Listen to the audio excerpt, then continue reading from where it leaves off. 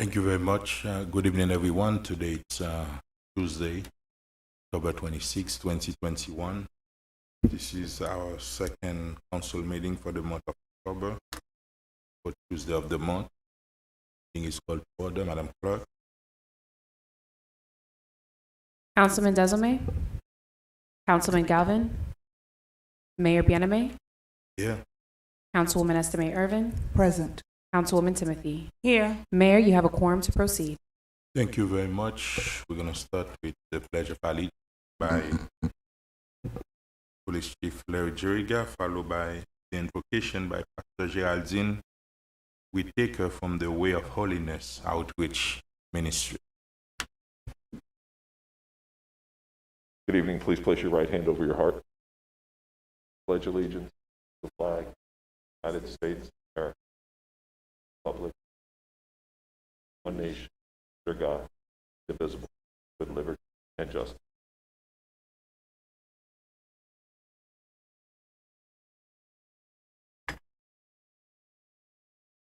Let us pray. Heavenly Father, we welcome your presence in this council meeting. I pray that you bless this meeting and make your face shine upon us and give us peace and grace. We ask of you, Father, for your wisdom, guidance, and support as this meeting begins. Let there be no divisions as the agenda is discussed, because your word declares a house divided can't stand. Let there be meaningful discussions. Allow us to grow closer as a group and nurture the bonds of our community. Grant the council and us the wisdom and courage to know what is right, good, and true. May they and also us speak up when it is time to speak up, and listen patiently when it's time to listen.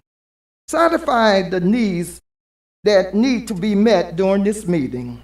Your word declares that everything be done decently and in order. We ask your blessing upon the council who have been called, appointed, and chosen by you to lead this great city. Continue to strengthen them, I pray. Amen. Thank you very much, Chief Jeriga, and thank you, Pastor Geraldine Whitaker from the Way of Holiness Outreach Ministry. Order of business, Madam City Manager, do we have any addition, amendments, or deferral to the agenda? Yes, we have some deletions to the agenda. Tab H, Tab J, and Tab M be pulled from the agenda. And Tab M as in Mary. Tab H. Tab J as in Jack, and Tab M as in Mary. As Mary, be removed? No, the tab. Been removed? Yes, to be removed. Okay. Thank you very much. Now the agenda, we are removing Tab H. Okay. Tab M.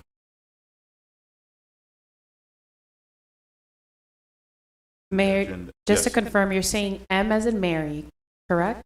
Yes. All right, perfect. Thank you very much. And now, Mr. City Attorney, the agenda set. Yes, Mayor, the agenda is set. You may proceed. Thank you very much. Special presentations, COVID-19 updates, hurricane preparedness.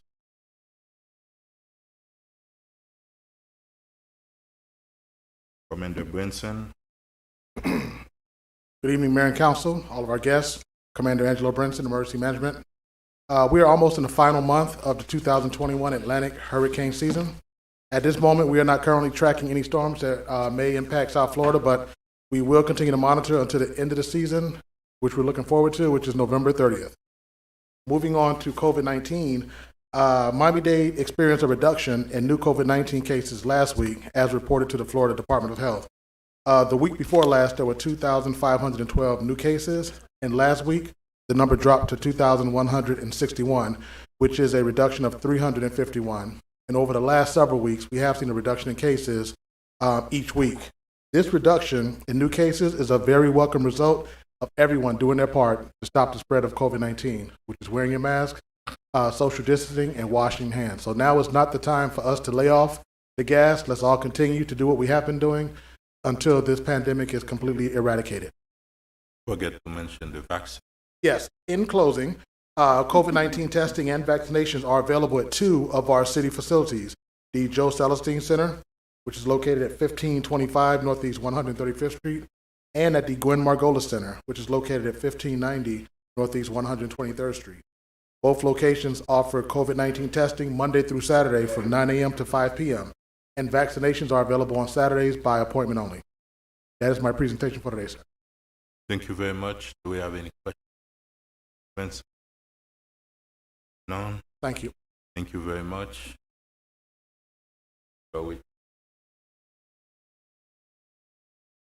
Now let's move to the event announcement.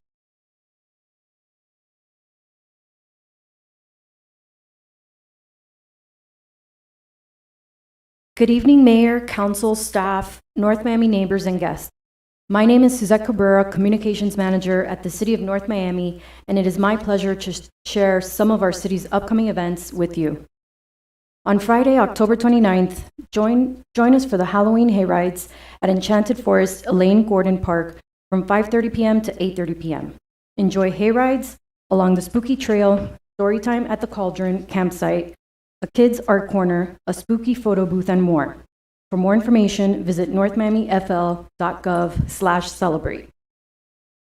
On Sunday, October 31st, you're invited to the Halloween Howl presented by the North Miami Police Department. Don't miss a free drive-through haunted house, giveaways, candy, and more. The event will be held at the Nomi Police Department from 5 p.m. to 8 p.m. If you need to take a break from your daily routine, enjoy a free restorative yoga class with instructor Paula Londono at the North Miami Public Library on Tuesday, November 2nd at 11:30 a.m. All yoga levels are welcomed. To register for the class, call the library at 305-891-5535. The North Miami Public Works Department will host a public meeting to discuss route expansions for the Nomi Express. The event will take place on Wednesday, November 3rd from 6 p.m. to 7:30 at the City of North Miami City Hall Chambers. For more information, call the Public Works Department at 305-895-9830. Teen Art Force returns this fall with in-person sessions. MOCA's Teen Art Force is a free after-school program that provides students ages 13 to 17 with the guidance, means, and the methods for engaging the arts. For more information, visit mocanomi.org/teenaf. To celebrate National Native American Heritage Month, don't miss the next MOCA Sunday Stories on November 7th from 10:30 a.m. to 11:30 a.m.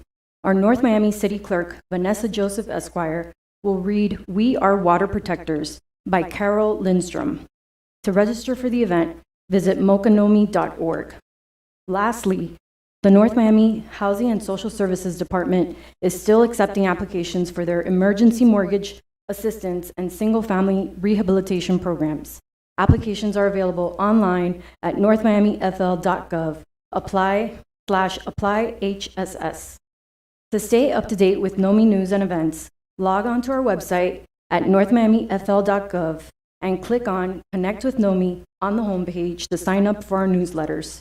You may also follow us on Facebook, Instagram, and Twitter. That's all for tonight. Thank you. Thank you very much. For the appointments. City, do you have an application for Blanca Cobo? I don't have anything recent. Unless She said since September she dropped that for the city clerk. So then I'll Well- find out, consult with the PD The reappointment to the library. Mr. Mayor, Yes. I have a member of my district, Mark Bobb, B-O-B-B, who's interested in serving on the charter board. I think we have a large position on the charter. So if that's correct, Bob. Mr. Mayor, Yes. I also have an appointment for Mr. Bob to the Planning Commission for District, An along with the alternate. University Relations. Your appointment or alternate? My appointment. Okay. Point of clarification, is the University Relations Board even meeting? I noticed they has 0 members listed. This would be the first. That's great, but are they even? For the university, you say? University Relations Board. There's, There is. Well, when I inquired about it, I know the Johnson and Wells seat is now gone. FIU still had a seat. Well, and they met, and I was. There's no names listed. It's cool to put them on there. I just hate to put somebody on a board and then it never meets. Like, why'd you put me on this board? It never meets. You like my impersonation? That was like. Just for clarification, since this would have needed to be an add-on item, what we're going to do is prepare the resolutions based on these nominations that you've all have suggested, and then come back with resolutions completed to do full nomination. Mr. Mayor, I would Well- also, may I? Thank you. I would also like to put on the record that I've asked for all of the board members, with the exception of Planning Commission, which already served, that I had appointed from last to be reappointed. I just want to put, thank you. there's no appointment for tonight, Madam Clerk. The attorney has said that if we do a supermajority vote, we could. How does No, actually, no. You all passed the resolution a few months back that the way we would do this is nominations would go to the clerk and then we would prepare resolutions forward. When you spoke to me and gave the name, I didn't realize that you actually wanted to do it. So what I was saying was we could have prepared the resolution, brought it Okay. here tonight, and then it could have been added on as Added an on. add-on. But based on the resolution you all passed, take the names in tonight, prepare the rest. Okay. Thank you very much. Madam Clerk. Councilman Desulme. Yes. And as of 7:08, Councilman Galvin is present. As of 7:14, Councilman Desulme is present. Thank you very much. And before we move forward with the consent agenda, Councilman Desulme have proclamation. Yeah, Oh, wow. We're not playing tonight. yeah. I'm sorry. Can we go down? Yeah, we're going down. I'm sorry.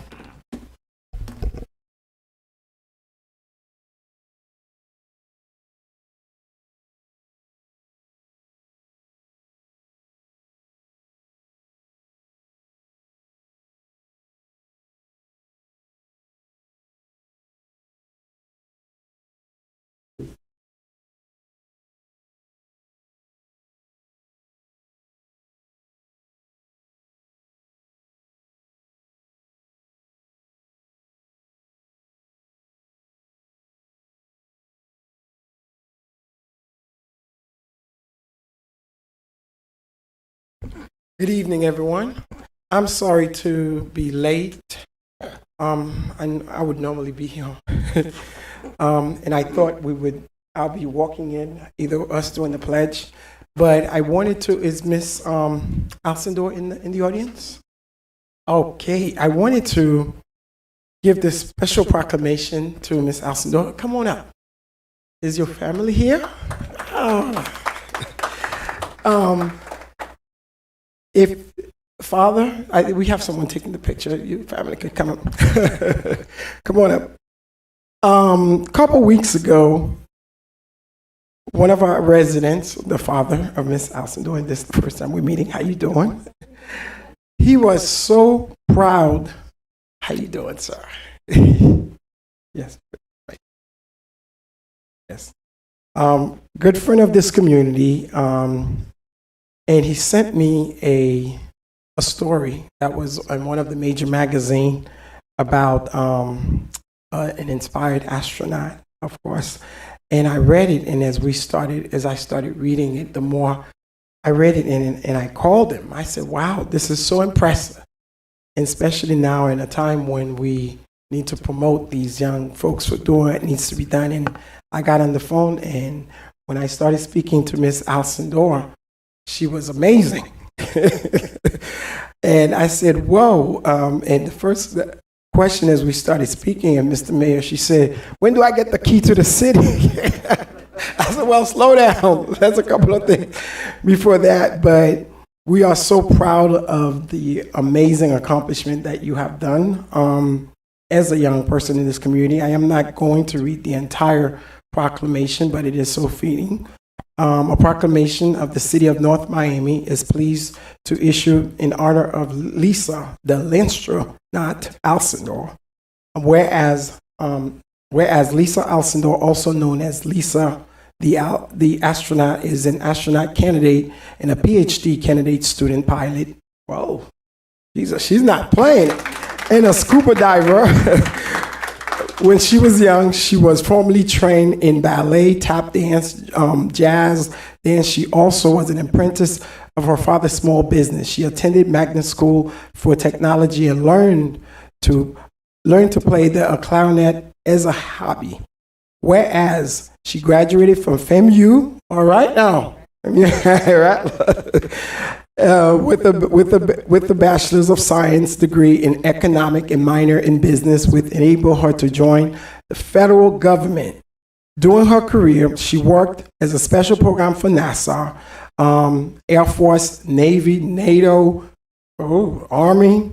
Her expertise drove her to managing the build of a space telecoast, satellite, fighting jet, rocket pro system, it's a lot of big words now, a more texture and network infrastructure.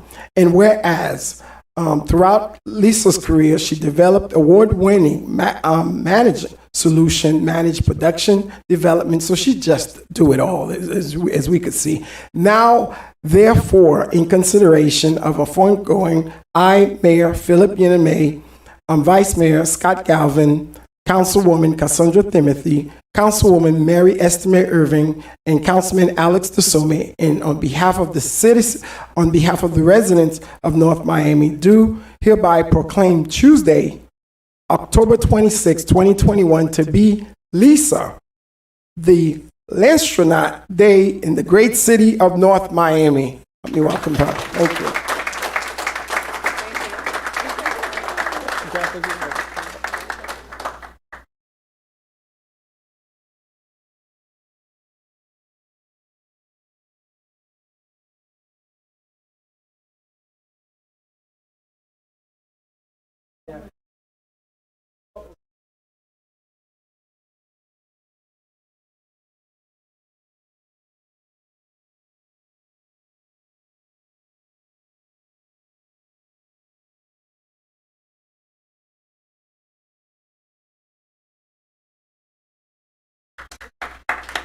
And I'll hold it for you.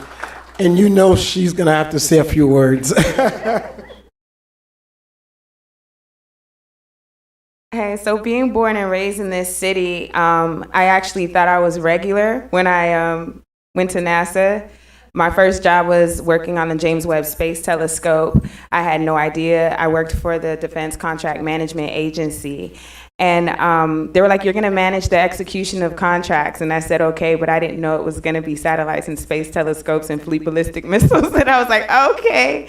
But the beauty of it all, too, was growing up in Miami, there's such deep-rooted culture that I was able to understand who I am and make a place for us and not have to remold myself to something that I wasn't, to walk this path. And I think it's very important for me to say that. Also, it really hit home when I look at the amount of talent that was in my high school, in my middle school. I went to Horace Mann and we built computers. Like, you know what I'm saying? We learn coding, we learn software applications, and like I built my own computer and I'm talking about it at work like it's nothing. And they're like, wait a minute, you built your own computer? I'm like, yeah, but I did that in 8th grade at Horace Mann. Like, so these are the things that are special gifts. You know what I'm saying? In Miami, especially the creativity, me going to the African American Culture Arts Center and learning jazz and listening to songs and saying, oh, that's so-and-so playing. And they're like, how do you even know that? But I learned it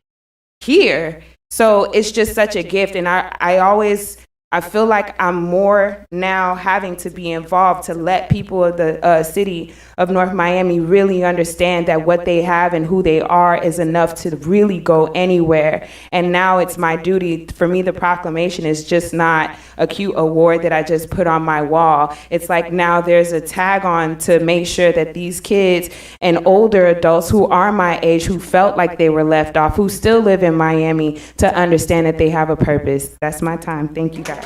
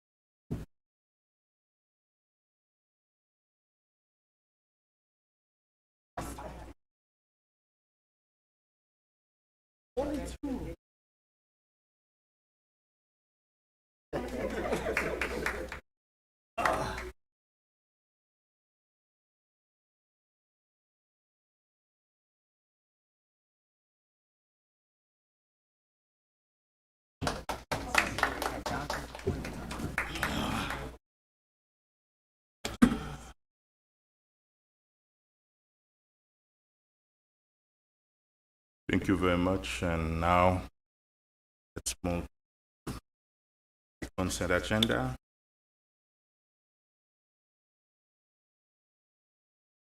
I'll move the consent agenda. Oh, she's. Yo, can you move the?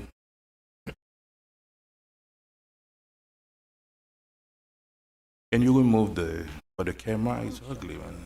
Yes, for the camera. Yeah, you remove. Yeah, you keep. Unless a member of the city council wishes to remove a specific item from the portion of the agenda, tabs A through G constitute the consent agenda. These resolutions and items are self-explanatory and are not expected to require additional reviews or discussion.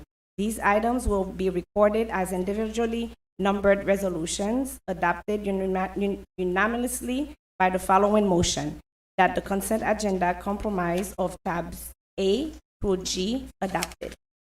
Thank you very much. Can I hear a motion on the consent? So moved. Second. I have a motion made by Councilman Galvin to approve the consent agenda. That motion was seconded by Councilwoman Estimate Irvin. All in favor? Aye. Any opposed? Motion carries with a 5-0 vote.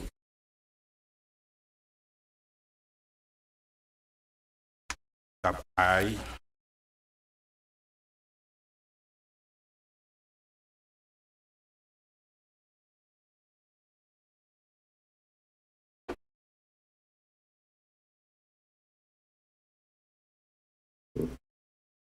Tab I. A proposed resolution of the mayor and city council of the city of North Miami, Florida, approving the renewal of health, dental, and vision insurance coverage for the 2022 plan year with Aetna as insurance provider for the city of North Miami employees. Further, authorizing the city manager to execute all necessary documents to effectuate said coverage, providing for an effective date and for all other purposes. Tab I. Thank you very much. Quick presentation. Yes. Good afternoon, Mr. Mayor and City Council. Karen Muir, Risk Management Director. So tab I is the renewal of health, dental, and vision insurance through Aetna for plan year 2022. The report shows that there is a 10.4% increase, assuming no plan changes, And staff met with her broker, and we were able to implement some minor plan changes to come about with a 9.2% increase as opposed to the 10.4%. And we also met with the union on the 21st of this month and presented the proposed alternate plan to them, and they were in acceptance of the plan. I have here today the broker from Foundation Risk Partners, Eric Brewer, and he will drill down into some of the plan changes that we are proposing for the 9.2% increase and the reason for the increase. So if I may, I would like to bring Mr. Brewer to make the presentation. Yeah.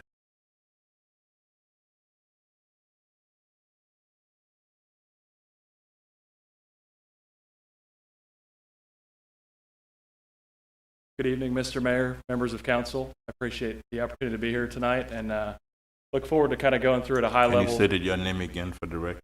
Eric Brewer with Foundation Risk Partners. So to reinforce Karen's point, the recommendation is to renew the medical, dental, and vision insurance for the city of North Miami with Aetna for the 22 calendar and plan year moving forward. You know, and really the recommendation there was a lot of thought that went into it. We did a full market analysis to obtain competitive bids this year as well. And in doing so, you know, I think the price differential between Aetna as a carrier and a provider that I think has done a good job for the city in the preceding 2 years, in my opinion, has demonstrated the right option moving forward for the 22 calendar year. Before I get into some of the details that go along with the 9.2% recommendation, I wanted to highlight a couple of the key points that go along with really kind of our goal and our commitment, just from an overall perspective as we look at the city benefit package as a whole. So the package as a whole, I mean, our goal as a partner and working with city staff is to find the lowest cost benefits that continue to meet, you know, a rich benefit package for city and their family members on the plan. You know, and with that, I think as we look at kind of the performance of the plan, the loss history, it's also, you know, what can we do to equitably distribute costs moving forward to hopefully allow for long-term cost containment for the city. So a couple key highlights as we look at, you know, challenges and what I would consider key opportunities moving forward. We've got a $4.86 million medical spend currently over the preceding 12 months. During that same period of time, we had a $5.2 million claim spend during that same period. The 108% loss ratio. And then a couple key cost drivers that I think, in my opinion, are driving that increase are a 19.5% increase in pharmacy costs, a 45% increase in inpatient, and a 16% increase in outpatient spend. There was a 33% increase in high-cost claimants, or claimants over $100,000. And in my opinion, and the last point on here, you know, I think as I look forward and how do we continue to hopefully mitigate future costs, how do we increase preventive care for the city's staff members and family members on the plan? And I think especially in the midst of a global pandemic, you know, preventive care, whether it's annual physicals, cancer screenings, things of that nature, I think are of the utmost importance to make sure that people are catching things and treating things before they turn into a higher cost or more catastrophic. So I'll get into some of the detail here, but just a quick competitive bid summary. So as you can see here, to Karen's point, there was a 10.4% increase with Aetna as the incumbent medical carrier with as-is plans, so no plan design modifications. The recommendation is to move to what we're calling alternate one plans, which maintain the same provider network.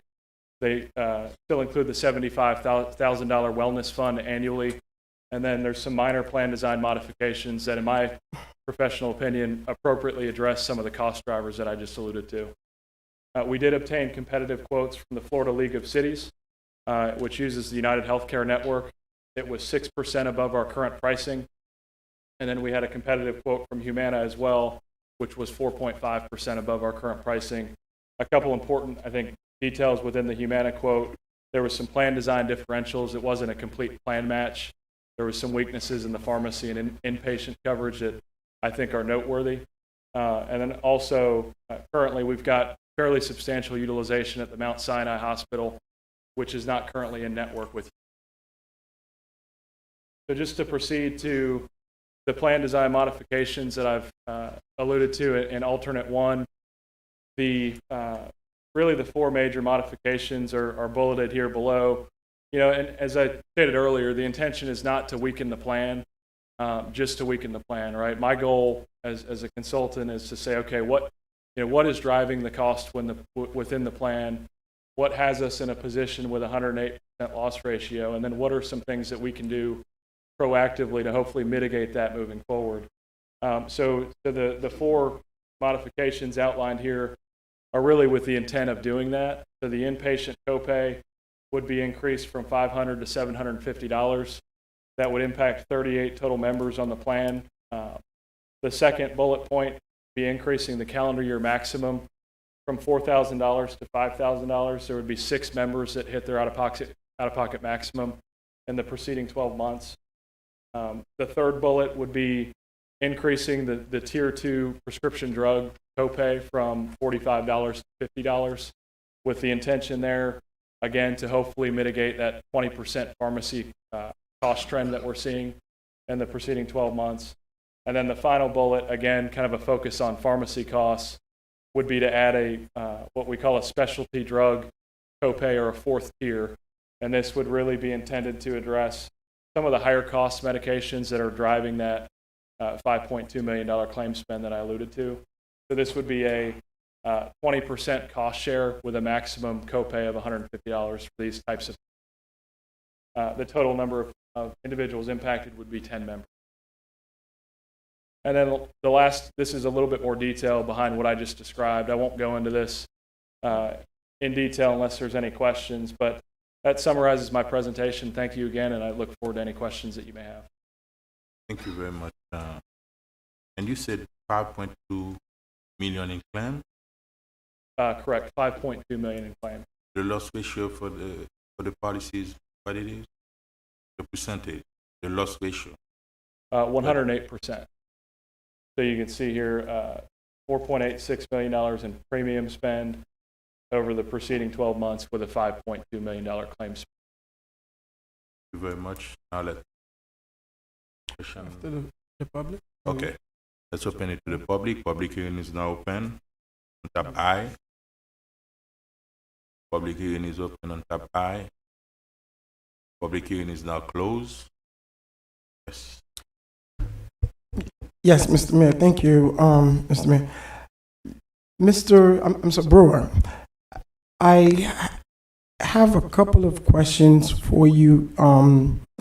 I thought I was not, going with this item, but I think Joe, is Joe still here? Yeah. I think Joe said they met with the union and they're okay with it. From my understanding, is there anyone from any representative from the union here? But let me ask you specifically, Mr. Brewer.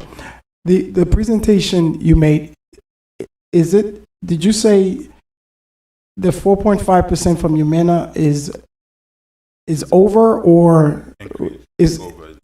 Yeah, that's what I wanted to find out when you mentioned that. Because I I met with Joe earlier today. I thought Humana was 4.5%. 4.5% above the current total premium spend. Okay. Oh, okay. And Aetna is what? Aetna was 10% above. 10.4. 10.4. Okay. Got it. So Humana's 4.5. Aetna is now 9.2.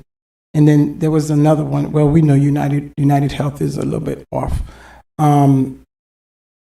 That's a big gap. But so to be comfortable, because I did receive some calls, it's okay for folks like me because it doesn't really too much impact if you don't have folks adding on to it. But once you start adding, then it does become a little issue. So I guess Joe would know this answer. How many folks would this be impacting, this change? And that's when you mentioned, because I didn't know that the union was, was in support of this.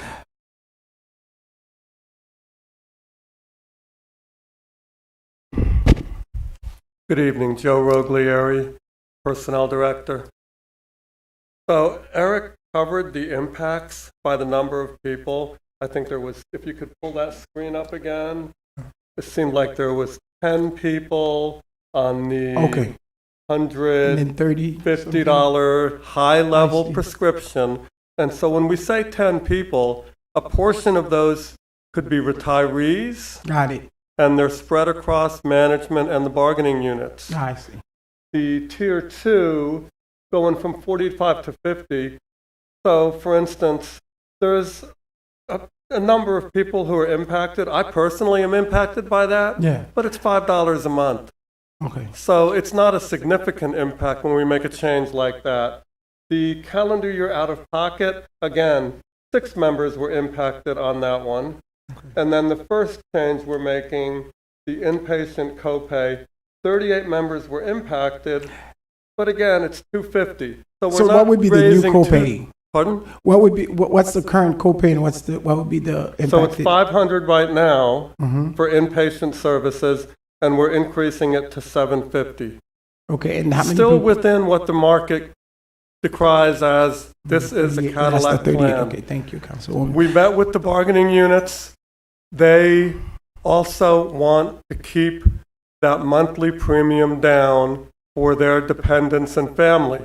So by making these changes, we're keeping the increase down to single-digit increase, and they're in agreement with it.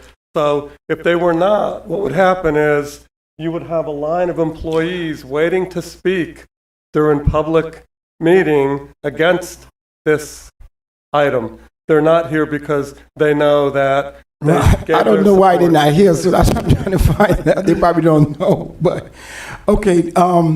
Last question, Mr. Joe, in reference to the, I mean, it sounds now, I think after meeting with you earlier, I kind of understand it. So does COVID has something to do with the increase? So the increase that COVID causes is we had members who were affected. So we had hospitalizations, we had doctor visits, we had higher usage, and it wasn't just us, Eric. That's something that happens. I expected our renewal to be higher because of the impacts of COVID. When I saw it was 10% and we were able to bring it down to a single digit, I was relatively relieved. You know, Edna's something else, but okay, thank you. Thank you. Thank you very much. Thank you. No, I was just going to mention that was going to be my question. The increase, was it COVID related? Well, can you say what percentage of the increase for the inpatient or outpatient was COVID related? It's hard to really identify specifically what's COVID related. I would say, in my opinion, to me, the bigger problem globally with COVID is, for a year and a half now plus, people have been putting off preventive care. So you've had, and that's one of the key points, I think, on one of the slides that I spoke to as far as cost drivers. So you look at, we had a 33% increase in high cost claimants over $100,000. And then we're sitting at 32% of our members completing their annual preventive care visit, which for me, I look at that and just numbers, and it's talking about 450 some odd members on the plan that are not doing the age appropriate cancer screenings, annual physicals, biometrics. To me, that's kind of the indirect impact of COVID is, what are people putting off to properly care for themselves that's hitting our claims now and in subsequent years. As far as, the high cost claimants themselves, I mean, I would say a lot of the high cost claimants were not directly tied to COVID, but probably indirectly for the reasons that is. Is your analysis based on just this last year, or is it you've just revisited us? These numbers here are just the preceding 12 months. But do you also, or has insurance taken into consideration that, like a lot of doctors were not seeing people, they were doing the telemedicine? Telemedicine, was that considered as well? Oh yeah, absolutely. And we've seen a massive uptick in telemedicine utilization as well, which we see in the reporting. So, for me, from my perspective, it's, how do we look at some of these, what I would consider key cost drivers, and properly address them, hopefully not only from a plan design perspective, but also from a strategic perspective. What are the things that we can do, especially now, coming off the heels of a pandemic, hopefully get people taking care of themselves? And I think that puts us in a much better position moving. Does that answer your question? It does. Thank you. Thank you, Thank you Councilman. very much. Just two questions, Mr. Mayor. When did we go out to the market for these quotes? Like, I guess getting the quotes from the other providers. It started in, I don't have the exact date, but September. September of this year? Approximately.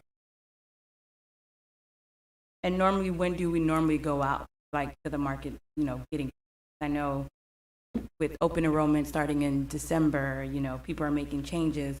Were we a little bit late? We didn't have an agent of record? No, actually, we had an agent of record this year, so we did go out on time this year. Last year was a little bit different because we had no agent of record.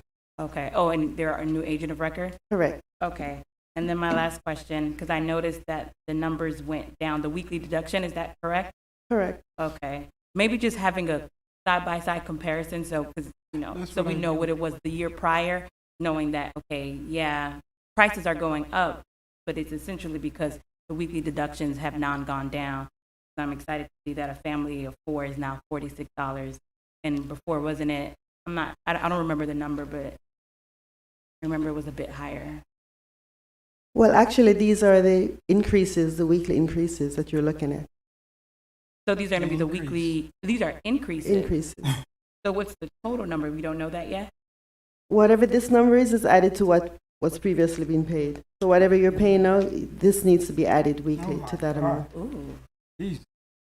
So cost is going up and the price is going up. Mr. Mayor, if I may, Councilwoman, because it's the same question. So, sir, with Aetna, did we tell them that Humana gave us 4.5? Absolutely. Yeah. So I'm trying to, my only issue that I have is that the 4.5 or 4.5 more than No, it was 4.5 less than them. It has 4.5% above current. So Yes, and they were 10% above current. I know they're trying to throw you off with that. That's why I had to explain it. It's 4% more than 8 now, right? Yes. No. So the What do you mean, no? current pricing with Aetna, Humana's competitive quotation is 4.5% above our current spend in 2021. The Aetna proposal that's being recommended is 9.2. That's what I'm saying. So you're looking at a roughly a 4.7 4.7%. yeah, increase. Yeah. So if they knew that, like, Humana was much lower than them, and that would be significantly, that's my only issue, that would be significantly lower for the employees. Did they, that's what I'm saying, I don't know if the employees knew. So did we, that's the negotiation, how did we feel comfortable with the 9.2 being okay? So I think a couple important points with regard to the Humana quote. So as you can see on this slide, I think from an employee impact perspective, there's a couple details within the plan design that I think are important. So that 4.5% above current that I'm alluding to is not a complete plan match, right? There's plan design differentials that I think are important and impactful to family members. Primarily inpatient, the cost of going to an inpatient facility. So rather than it being a flat deductible, a flat copay like it is today, that would be a deductible then co-insurance cost share for the member. So that's, in my opinion, a huge difference with which, if aligned, their number would be higher than a 4.5% above. The other key component that I think is important to call out, the Tier 4 pharmacy copay within the Humana quote is also a 20% coinsurance with no maximum, right? Whereas what we're proposing within the Aetna Alternate 1 plan, it would be a maximum of $150. So for somebody that's taking a $6,000 a month medication, to pay 20% for that medication is extremely costly. And I think those are the important details that, in my opinion, put Aetna in a better position from a renewal perspective. And if I may add also the disruption in the network. Yeah, and I think that's another important point. I mean, we had a significant number of members using the Mount Sinai Hospital that I alluded to, which we would be losing with a transition Within that network. Within the network. What about the League of City one, the 6% one? So the League of Cities, I think is an extremely compelling offer. I mean, 6% above current, you're looking at a 3%, 3.2% spread in pricing.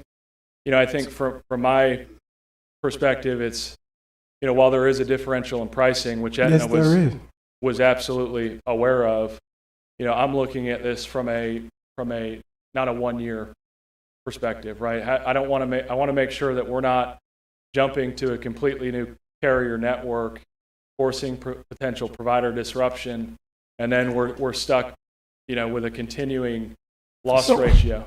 Let me ask you this: when you say provider network, so all of them doesn't provide, doesn't have in and out provider.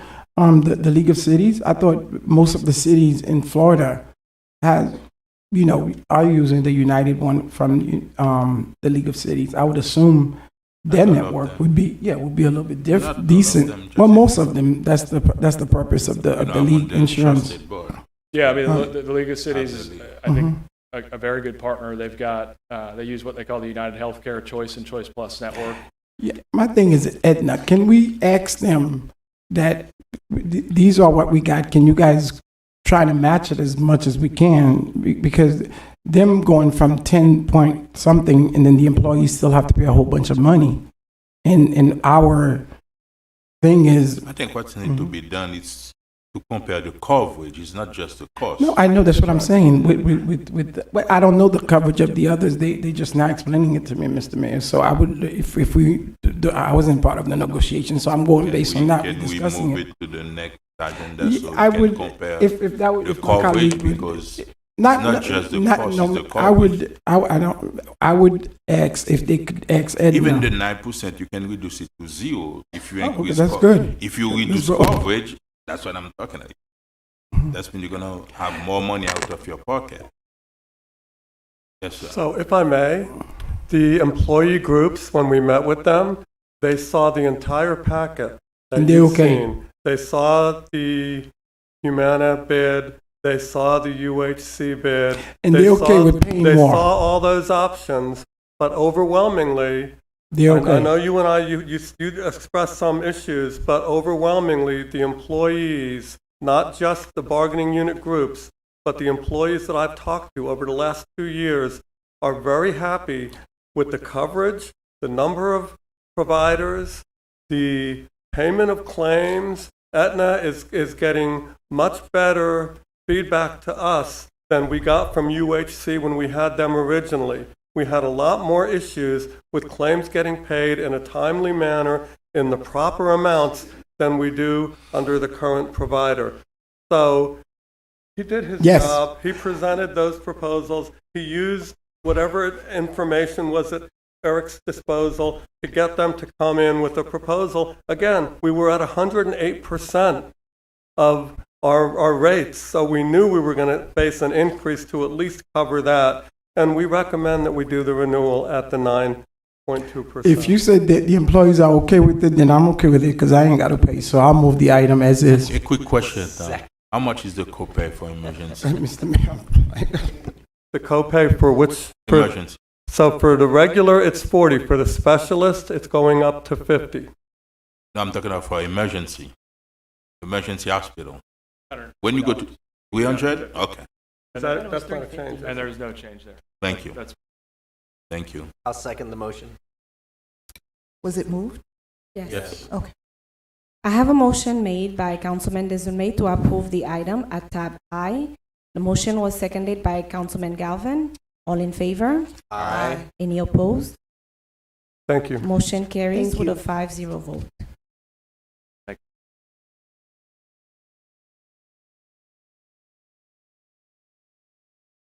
Okay. Tab K. Tab K.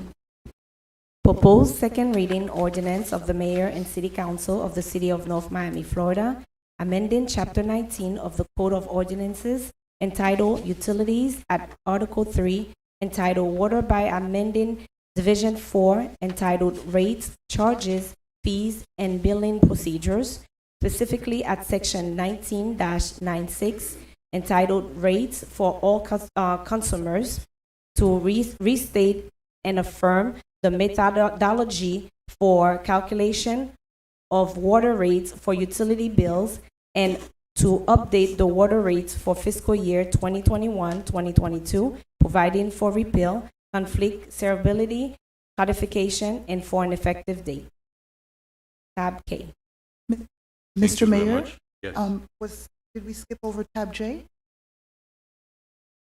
Tab J was on. Tab J was removed. pulled. Was pulled. Oh, it was pulled. Okay, thank J you. and M. I apologize.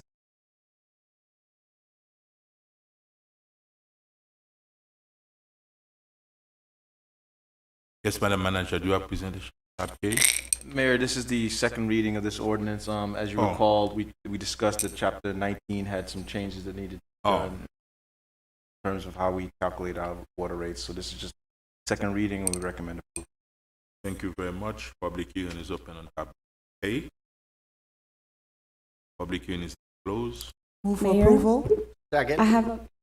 We have a previously submitted Oh, comment for tab K. public hearing is reopened. Jim Garrett, who resides at 11111 Biscayne Boulevard, Unit 1A, Miami, Florida, 33181. For the record, I'm not in a position of a rate increase for water and sewer rates from the city of North Miami. However, I am opposed to this rate increase, which will raise our rates by 14% to 45% inside of the city. Okay, inside the city customers base upon service type between residential, commercial, and condominium apartment usage. This proposed rate increase eliminates our monthly allowance of 5,000 gallons per month to 15,000 gallons per quarterly. This elimination of allowance, along with the raise of rates for volumetric rate structure, increases the percentage of the proposed rate increase from 6%, which are the rate increase for meter size type of water service, and volumetric rate structure of water service to the stated increases above, and a rate increase of 81% for outside the city customers with Biscayne Park, Westview, and Miami Jackie Club residents. I am asking the city council to postpone the rate increase and study all alternative rate structure which will reduce the allowance to 3,000 gallons per month and 9,000 gallons per quarterly, along with other new revenue stream like annual vehicle sticker fees for passenger cars of $50 per passenger cars and $75 per commercial vehicle to be deposited into a trust fund for infrastructure, improvement of water and sewer roads, sidewalk, and lighting inside of the city. That's all. Thank you very much. Public hearing is now closed. Move approval. Already seconded. Mr. Attorney, quickly, just for a point of privilege, Mr. Mayor. This not no increase, this, right? So what is it? This is not an increase. That's what I thought. Okay, thank you. I have a motion made by Councilman Galvin to approve the item at tab K. That motion was seconded by Councilwoman Estime Irvin. Councilman Galvin, how do you vote? Yes. Councilman Desormeaux, how do you vote? Mayor Bien-Aimé, how do you vote? Yes. Councilwoman Estime Irvin, how do you vote? Yes. Councilwoman Timothy, how do you vote? Yes. Motion carries with a 5-0 vote. Tab L. A proposed first reading ordinance of the mayor and city council of the city of North Miami, Florida, providing for text amendment to chapter 29 of the city of North Miami Code of Ordinances by amending Article 4 Division 2, entitled Zoning District. Article 5, Division 9, entitled Alcoholic Beverages, and Article 7, entitled Definitions, to allow online alcoholic beverage retail sales in the M1 district, providing for repeal, conflict, severability, correction of scrivener's errors, ratification, and for an effective date. Tab L. Thank you very much. Do you have any petition? Yes. Madam? Good evening, Mayor and Council. For the record, Tanya Wilson with Community Planning and Development. This request is the first reading for a text amendment to the city's land development regulations. This is to allow for online alcoholic beverage retail sales in the M1 district and to also provide a definition for distribution centers. You'll notice on the exhibit on the screen, we've highlighted the areas that are impacted in the M1 industrial district. Those are the gray areas that are delineated on your map. We'll also have an amendment that will allow for the definition of distribution centers. We're definitely seeing an uptick in the interest in online retail sales, and this isn't an attempt to update our code, so at least it matches with where the market is going right now.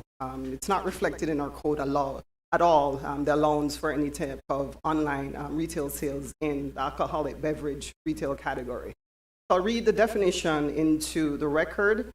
For the distribution centers, the definition that will appear in Article 7, it says it means a warehouse or other specialized building which is stocked with goods, wares, merchandise, equipment, manufactured goods, wholesale products, retail products, similar types of materials or finished products, and commercial or industrial products or equipment of any type or nature to be distributed off-site to retailers, wholesalers, or delivered, shipped, or directly to the customers at remote locations. This is important to differentiate that this is not the liquor package sale that's currently allowed within the city in the commercial district. This one is specifically for online retail sales where it's shipped to another location that's different than the distribution center that's there. You also see there's an actual definition that's going to be appearing in our codes for the first time. It's defining online alcoholic beverage retail as a state licensed vendor selling alcoholic beverages online in sealed containers only for delivery and consumption off premises, subject to the limitations provided in the city's code, without any on-premises purchases or pickup to customers. So we've been able to differentiate the online e-commerce type market that we're now seeing appearing and the demand that we're getting from the private sector that will now appear in the city's land development regulation. The Planning Commission has heard this item and recommended approval for the text amendment. We do have the applicant here at this time, if the applicant wishes to speak on this item.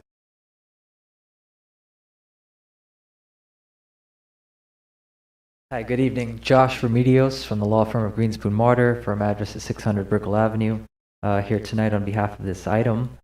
Don't have a presentation for you, but I'm here for any questions you may have. Ms. Wilson's done a good job in presenting the item and the prior history here. So just here for any questions you may have. Thanks. Thank you very much. Let's open it to the public.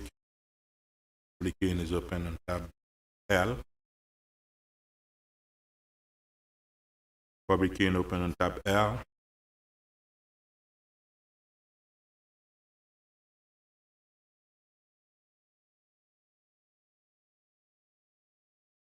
Public hearing is now closed.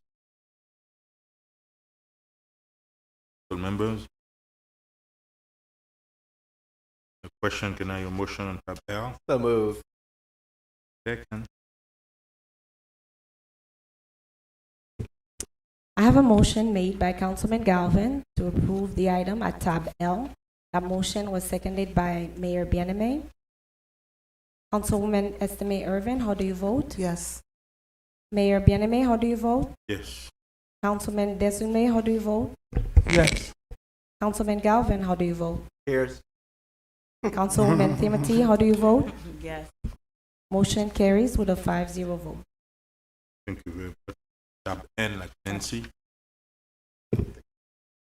Tab N, proposed first reading ordinance of the Mayor and City Council of the City of North Miami, Florida, amending Chapter 19 of the Code of Ordinances entitled Utilities by amending Article 7 entitled Stormwater Utility to create Division 2 entitled Detection and Elimination of Illicit Discharges into the Stormwater System to establish stormwater discharge regulations, and Division 3 entitled Surface Water and Stormwater Management to establish surface and stormwater program, providing for repeal, conflict, severability, ratification, and for an effective date. Tab N. Thank you very much. So, this ordinance is, we spoke to the council originally about chapter 19. There's some changes and amendments that we needed to make. Originally, this was in our chapter 19 for the elimination of illicit discharges into the stormwater system, which is illegal. We're not supposed to do it.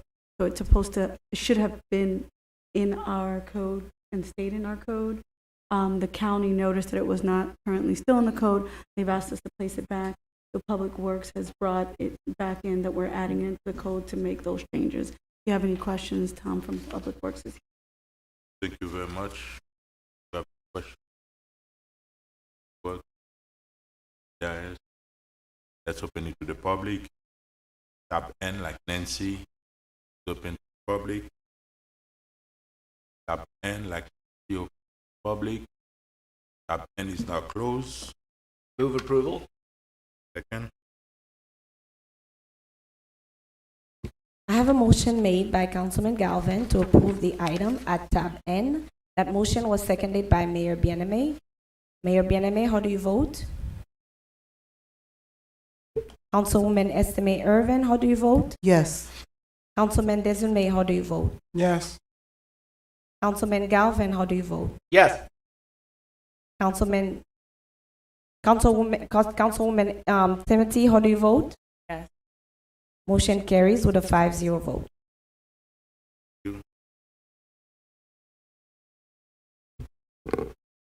Tab O. I'm sorry. Please be advised that the following items on the agenda are quasi-judicial in nature. If you wish to speak in favor of, object to, or comment on an item, please complete a public speaker's card indicating the agenda item number on which you would like to comment. You must be sworn before addressing the City Council, and you may be subject to cross-examination. If you refuse to submit a cross-examination, the City Council will not consider your comment in its final deliberation. Please also disclose any ex parte communication you may have had with any members of the City Council. City Council members must do the same. Thank you very much. Because do we swear in people who want to speak? Yes. The city attorney, can you swear in the? Oh. If you are giving testimony today on the item at tab O, please raise your hand, your right hand, as I issue the oath. Do you solemnly swear or affirm that the testimony you are about to give in these proceedings will be the truth, the whole truth, and nothing but the truth? If so, say out loud, I do.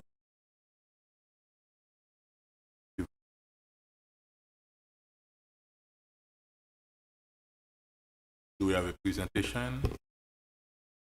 May I read the tab? The title. Yes. Tab O.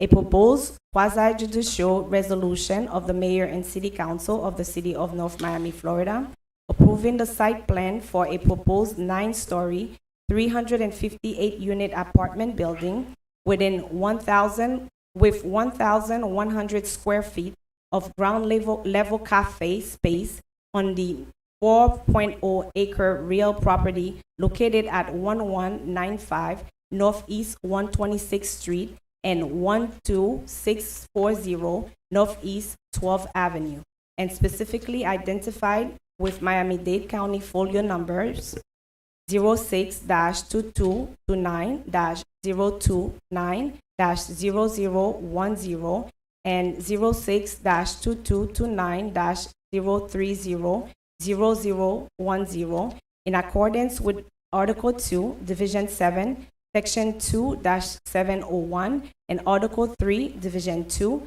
Section 3-204 through Section 3-206, and Article 3, Division 3, Section 3-302 of the City of North Miami Code of Ordinances, Chapter 29, entitled Land Development Regulations, providing for an effective date and for all other purposes. Tab O. Thank you again, Mayor and Council. For the record, Tanya Wilson with Community Planning and Development. This item was last heard in July as a conditional use permit.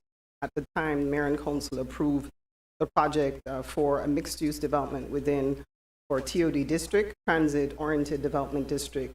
What's before you is a request for approval of the site plan of that project. I'll walk you through the overview and then believe the applicant has a presentation to share as well. So the site plan before you is for a 9-story, 358-unit mixed-use apartment complex with 1,100 square feet of space. And the address for the record is 1195 Northeast 126th Street, as well as 12640 Northeast 12th Avenue. In total, we're looking at a 4-acre site. It is zoned R6 residential with a land use of residential high. It's also located within 2 overlay districts. So we have the neighborhood redevelopment overlay, as well as the North Miami Transit Special Overlay District. That allows for a maximum height of 200 feet with a density of 150 dwelling units per acre. At its maximum level, that density allows for 600 units in total. But again, what the applicant is proposing is a development that occupies 358 total units and 1,100 square feet of cafe space. In terms of what's being approved, they've also agreed to have a LEED Silver development that's already been incorporated in the recommended design for the project.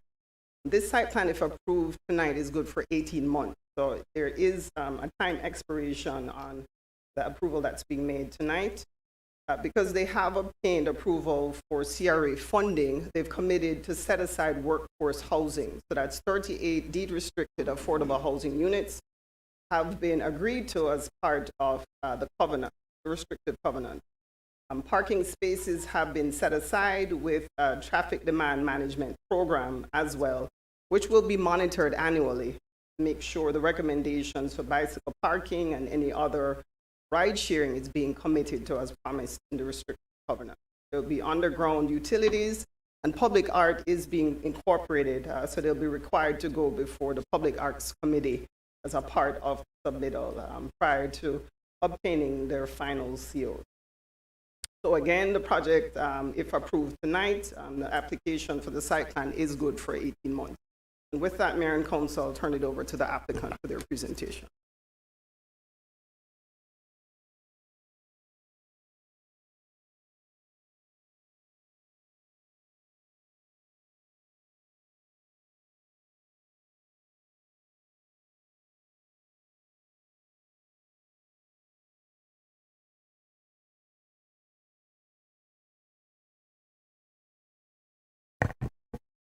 Good evening, everyone. Thank you for your time and thank you for your public service, as always. My name is Sebastian Semla. I'm the manager of Omega Investors Group. I also happen to be the vice chair of the Downtown Action Planning and Advisory Committee. At DAPAC, our mission is to help to promote and encourage the development of North Miami's downtown. I also serve as a trustee for the Museum of Contemporary Art. I support these entities because, as a developer, I want an in-depth understanding of the needs and the wants of our residents and business owners. Although I'm not much of a stranger to our community, as I grew up in the area and attended North Miami Beach and FIU North Campus, as well as our offices are located across the street. As you know, we are here today for the final site plan approval of our workforce housing project, which was formerly known as 1155 Nomi, but now has a final name of the Gardens Residence, a name that we feel fits much more with our community. I want to take this time to thank the CRA board and its staff, and especially to Ms. Rasha Cameo for believing in the vision of Omega Investors Group. I also want to take this time to thank CP&D for all their work. I cannot speak highly enough of the entire department. Tanya Wilson, Debbie Love, and Derek Cook, and everyone else in that department who worked tirelessly on this project. For the record, I've gotten emails from CPND at 2 a.m. on weekdays, as well as 8 a.m. on Saturdays. That's commitment. Never, ever have I ever seen this kind of dedication from any other municipality. So thank you for helping us find the delicate balance of proper development. In the early stages of this development, we had the opportunity to meet with most of the council members and former Councilmember Carol Keys. And at that time, we got to get your input for the vision of this project. And with your contribution, we're here today with this amazing and transformational project for North Miami. This is the first ground-up multifamily development west of the tracks in decades. I also want to thank Mr. Andre Pierre for his continued guidance through the entire process. Mr. Pierre is our paid lobbyist. And I often fight with him and ask him who he works for me or for the city, because he's always had one goal, and that is what is best for the city of North Miami. He has pushed us to always raise the bar. It has not been easy to get to this point, but we are very proud of the final project that Robert Behar, our architect, and now our partner, will present. We tweaked and changed this project so many times I can't even keep track. Robert Behar is an incredible architect, not only because of his experience in building workforce housing in South Florida, but because not once did he ever say no to anything that we asked of him, including a ninth ending request from CPND after their conversations with some of the residents. When we were asked to change the entrances that were originally on 127th Street, the residential side of the project, to 11th and 12th. And although this change may sound simple, it required an entire building redesign. This was also something that was not required per zoning, but something that made a lot of sense from an urban planning and a resident's perspective. I remember when I got the call from Mr. Cook, I happened to be in Robert's office, and when he made the request, my hands got sweaty, and it felt like the room instantaneously got 20 degrees hotter because I knew how challenging this change would be. And as much as we were annoyed that day, we knew that the request was the right thing to do. Robert looked at me as my face turned pale, and he said, "Seb, don't worry about it. Our firm will figure it out." And he went back to the drawing board and reconfigured and redesigned the entire building. Today, we are proud to say that this is Robert's most efficient project to date. This property is currently 100% vacated and is set to be demolished before the end of the year. This property, which was built in 1950, is the definition of summer blight and is the exact purpose of why CRAs are established. And from the moment we bought this property, the intent was to improve the property and the area. These buildings are in such bad shape, the question is, why would have anybody wanted to live there? Vacating these buildings was no easy task. If you don't know my partners and I, we are very, very hands-on. And when it came to vacating these properties, it was our goal to make sure that the current residents, tenants, were handled in the most ethical and best possible manner. I knew every tenant personally, both by face or by name, and I interacted with every single one of them personally. Today, I stand here before you with a clear conscience, and I can assure you that every tenant was treated with dignity and with respect. I also want to thank Yves Jaffard, our tenant coordinator, for his assistance because he worked 7 days a week to help coordinate and worked with all the tenants to help relocate them. Many families were devastated with the effects of COVID as they lost jobs, and all tenants were all past due, several months past due. As a developer, we agreed to release all the tenants from their past due. And I'm proud today to say that we did not evict a single tenant, and we avoided all of them the trauma associated with an eviction. There was even one case when a tenant came to me and said, "I'm sorry, I can't pay for the rent, and I have nowhere to go." I looked him in the eyes and I said, "Do you need a job?" He said, "Yes." Today, he is our custodian for the building at 735 Northeast 125th Street. And to get back to my question, why would anybody want to live there? The answer is very clear to me now. Because there is just no supply at all. This morning, I ran a report to try to find rental properties. I ran a report from 110th Street to 160th Street, from Biscayne Boulevard all the way to the river. There are only 11 units available, and that's both apartments and houses. So this project is an absolute necessity for our city. It will create jobs, give better housing, increase real estate taxes, generate impact fees, attract new residents to go and live in our city as opposed to leaving because there is no housing stock available. We are Omega Investors Group, and although I am the one speaking today, I would not be here for every partner that makes up Omega Investor Group. In spirituality, the symbolism of Omega is related to the spiritual evolution and enlightenment, being the end of a cycle and the beginning of a new cycle. We are at the beginning of change and a new cycle for North Miami. At Omega, we are committed to create positive change for our community. We are here to create jobs and to grow with the community. We are here to create win-win deals for the city, the residents, and the developers. This is only the first of hopefully many new exciting projects we intend to bring to our downtown core, and we are delighted to be part of North Miami's bright future. More development is coming to our city. There is no doubt about it. And it is up to us as a community to manage the growth and to make sure that all developers get involved with our community at every level. We will continue to do our best to lead by example. Thank you. I'm going to pass this on to Robert, who's going to do a quick presentation of the project. Good evening. Thank you, Mr. Mayor, Council, for the opportunity to be here. For the record, Robert Behart Fund Partner, 4533 Ponce de Leon Boulevard. Before I start, I want to give my appreciation and gratitude to Sebastian and the ownership group for allowing us to be part of this group, of this project. This is a great project. And staff presented to you, and I want to point this out, staff presented to you that we are allowed to do 200 feet and up to 600 units. That means 20 stories and 600 units. Rarely do I come across a group that says, we don't want to maximize your development potentials. This project is 9 stories, approximately 93 feet, where 200 is allowed, and 358 units where 600 would be allowed. So I want to commend, Sebastian and his group for not being a greedy developer.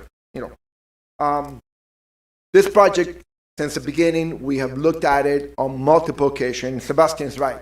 And the time he has come to the office says, we need to change this. Doesn't matter what it takes. We need to do it. This project consists of 358 units, approximately 500 on-site spaces, 28 on-street parking spaces. And that's important because as I go through the plan, I'm going to tell you why those are really important. We have the breakdown of 16 studios, 132 one-bedrooms, 152 two-bedrooms, and now we have introduced 58 three-bedroom units because we want to bring more family into the development, into the project. We have 64 secure parking, bike parking spaces. We have a gymnasium, fitness center. We have multi-purpose room, and I'll go through the plan. And more importantly, one of the 3 major components that we have done in this project, which is very important, one is we have incorporated in 3 other projects units that open up to the street, like walk-up units, to have that interaction with the sidewalk. That promotes more a residential feel than just a building. In addition to that, we have placed, as Sebastian mentioned before, we have placed the vehicular entrances on 11th and 12th Avenue, away from the residential. And more importantly, the building, we have placed it on 126th Street, away from the residential. This is the view on 12th Avenue. You can see the units on the ground floor. This is from across the street. So the units are open up to the street. We have relocated, and you can see towards the right hand of the building, that's where we relocated the vehicular entrances away from 127, and 127 is a little bit of sidewalk you see on the right hand side. This is the view from 127, what it used to be before, prior to the final meeting with the neighborhood, and the neighborhood asked us, remove the on-site parking, on the street parking, and we want to create a lush landscape buffer there, which it could become almost like a linear park along 127, facing the residential houses. This is going back on 126 and 11th Avenue. This is why we placed the building on 126, away from the residential. This is a shot of the entrance, the main entrance to the building, with the little cafe. You can see the cafe. So what we want to do is 1,100 square feet. It's not very big, but we want to have a good interaction with the sidewalk, so we promote that more, living on the street. This is a view of the pool deck, which will be again on the above the parking level. You can see we are incorporating a little dog park, cabanas. We got club rooms, all the amenities, all internalized inside the building. A couple more views from there. We have amenities on the pool deck, for the residents there. And that really concludes my presentation. I hope I was quick enough for you. Thank you very much. Let's open it to the public. Public hearing is now open. On tab O.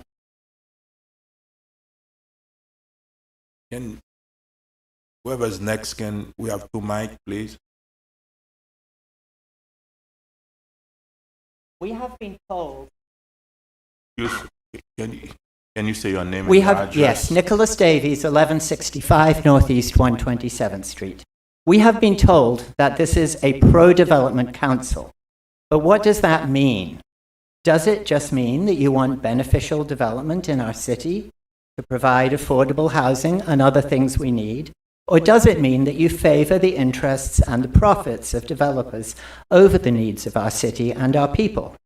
Your actions on this project suggest the latter.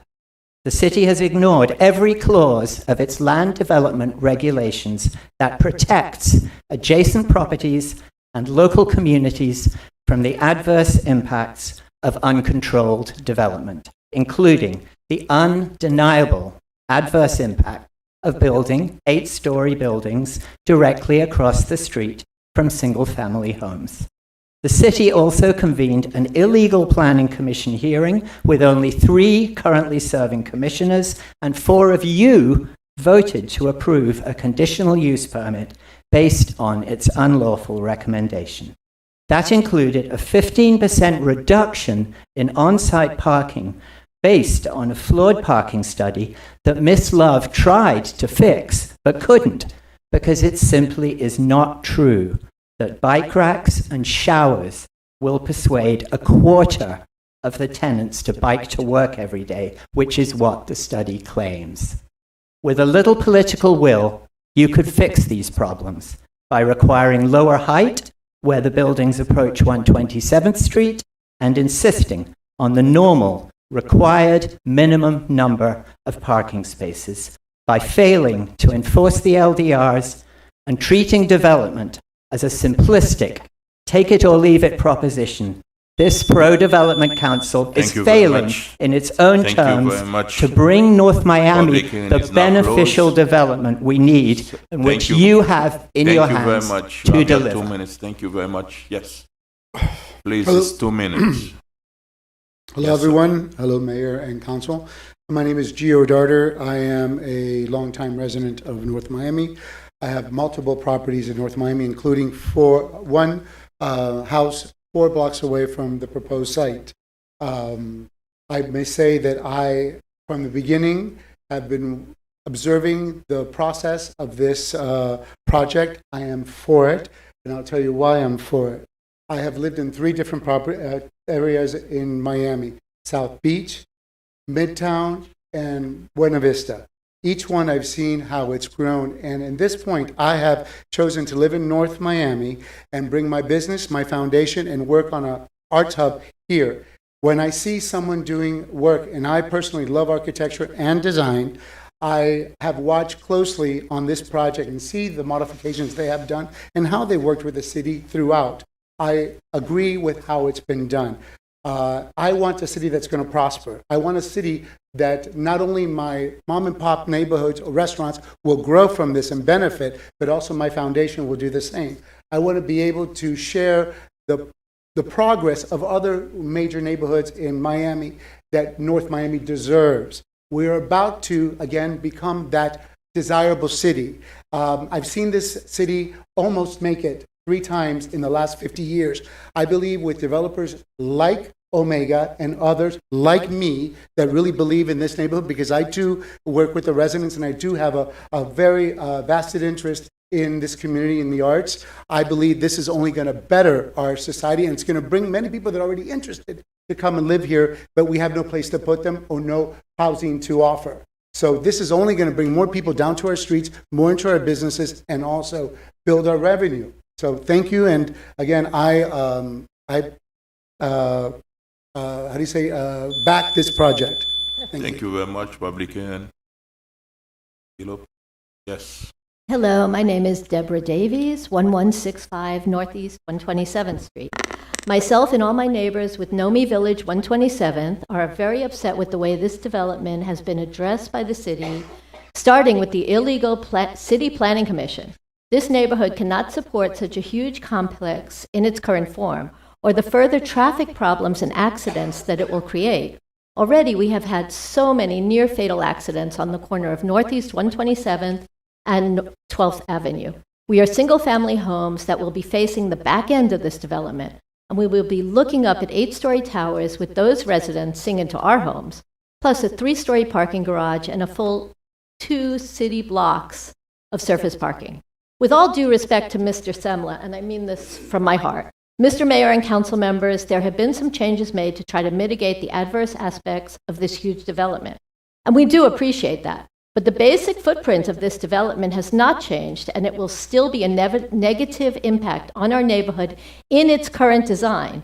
Even the architect, Mr. Behar, who is on the Planning Commission where he lives in Coral Gables, vetoed a similar large-scale development. Please do not twist my words. We have been working with Mr. Semla, and we're hoping that this development could be redesigned to create a more neighborhood-friendly project.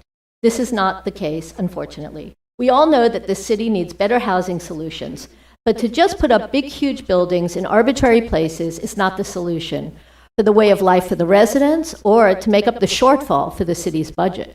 You have a chance to really create a better city at this time that people actually want to live and work in. This is not the answer. As you already know, some of you council members, the developers and investors for this project, will not be here when this is a reality. The longtime residents, homeowners who have raised our families here will be left living with the choices that you are making. Please, you can all do better, and this does not have to be a take it or leave it proposition. Thank you. Thank you very much. Public hearing still open on tab O. Hi, my name is Marisol Medina. I live at 1270 Northeast 124th Street. It is a continual concern about the parking situation in the city. I understand that the future may hold people that will not be driving or that will use other transit-friendly methods to get home. Currently, that is not the situation. We have an abundance of underabundance of parking in many locations, and in future developments, it's a giant concern. But I do feel like that's probably something that we need to be addressing in the way that we construct our LDRs and the future zoning for things. It is always concerning to have a large structure in front of your house. I live on the other side of 125th, and I will be seeing this building from my house. And I understand how that can feel for some of my neighbors. Unfortunately, that goes back to our LDRs again, where our entire 125th will be converted into this skyrise. Even close to me can go 200 floors up.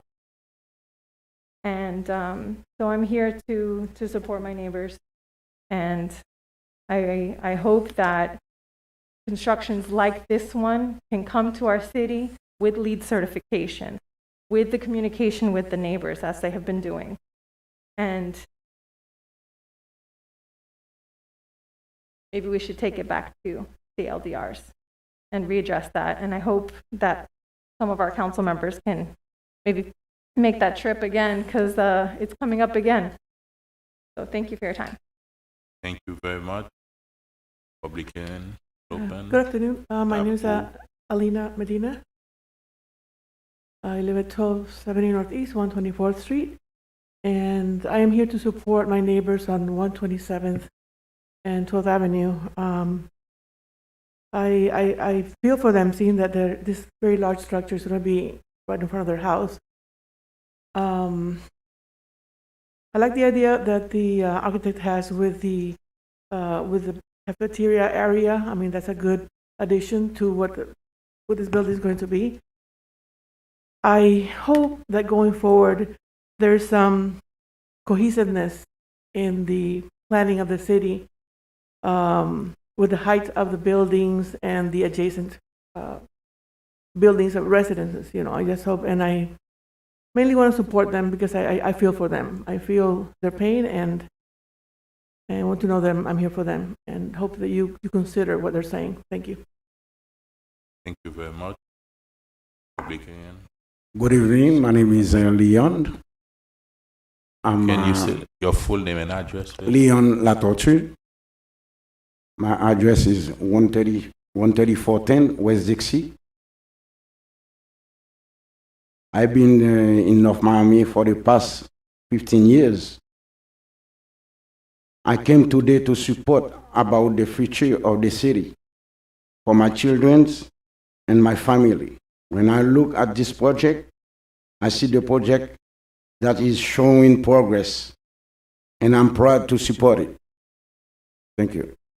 Thank you very much, sir. Public hearing is still open. We have two mic person, please. Yes, sir. Mike McDearmaid, 840 Northeast 127th Street. So you know by my address that this building is on my street, and was of great concern in the beginning to me and to my neighbors.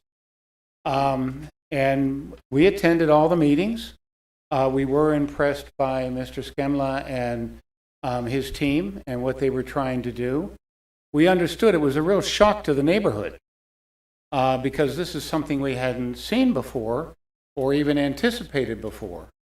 But the LDRs, the conditional use permit was passed. All the conditions have been met.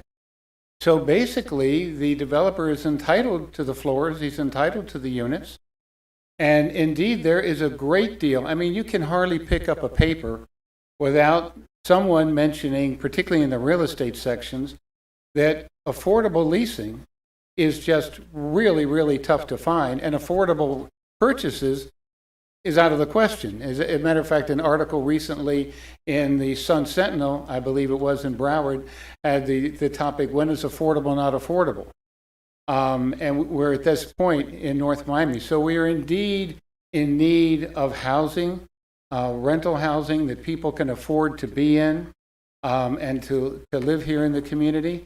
Tonight, the site plan, what he's done, he's actually decreased the number of units he's entitled to, increased the setbacks. I love the buffer that he put in with the trees. I think it's going to be an advent to the neighborhood. It's something that under our current code, he's entitled to. So and his site plan, looks really gorgeous. So I'm in full support of this and moving it forward. Thank you. You very much. Yes, sir. Kenneth H., 13045 Emerald Drive. I lived in the city since 1972.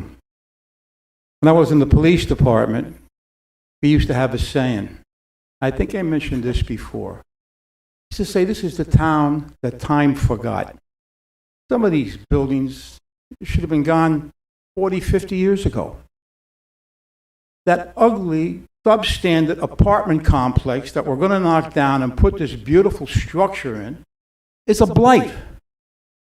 It's absolutely detestable. And, I go down to the Gables, go down to Miami. When I go down to the VA, I go to the beach, North Miami Beach. I see beautiful new buildings going up, quality buildings where people want to move to. Here we're going to have a pool structure, beautiful landscaping. They said, well, it's across the street from the residential area. Heck, if I had my way, I'd go 30 stories.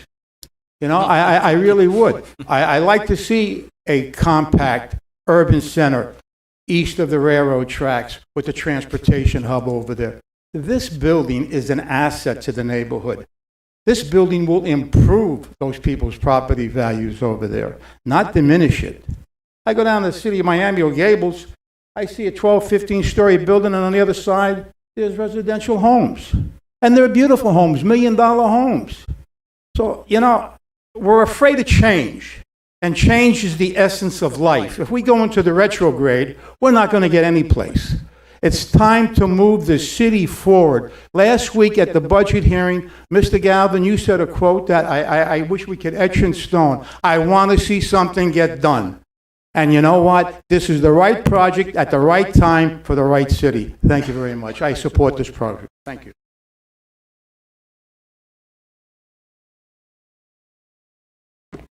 Good evening. William Prevotel, 11950 North Bay Shore Drive. I too support the project and commend the development team for all the efforts that they've made. At the same time, I do respect our neighbors of the area and just ponder if there could be something that can be some slight tweaking or improvement of the property.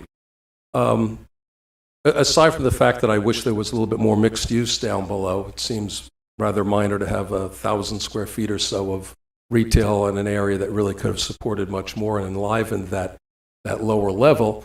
I'd like to bring up something that I brought up for discussion a number of weeks ago at our council meeting. And that concept was to have integrated live-work housing, rather than just residential, rather than just commercial. Why don't we, especially after the pandemic, start to adopt live-work arrangements in new developments? If provided the development company was supportive of that, or in existing structures, if an association voted for it, we should have more live-work. You would have less people then having to commute. They'd be working on site. You could cut down traffic possibly in half. You might be able to cut down parking spaces as well if we had this integrated live-work. This is not necessarily saying, I have a desk in a bedroom. This is saying we know you're not going to be manufacturing things here, anything detrimental, but that you would be actively doing something. It could be a therapist, it could be an accountant, a lawyer, web designers. There are many people, as we now know, that can live and work in one area.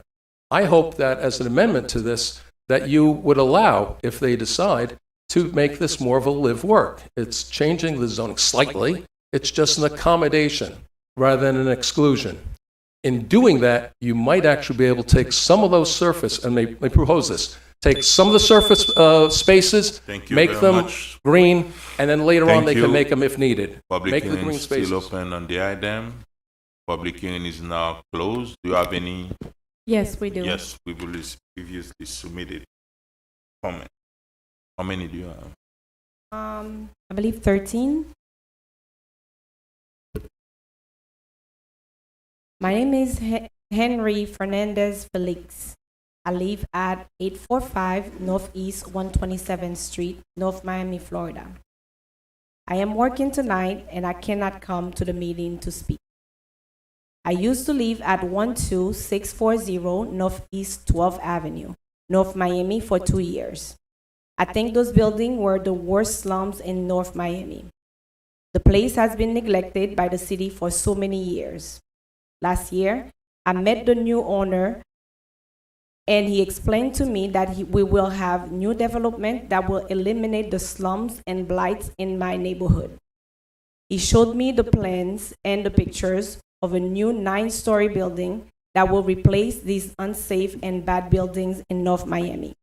I want to tell you that I support the new project and I hope that North Miami will give them the approval to make our neighborhood better.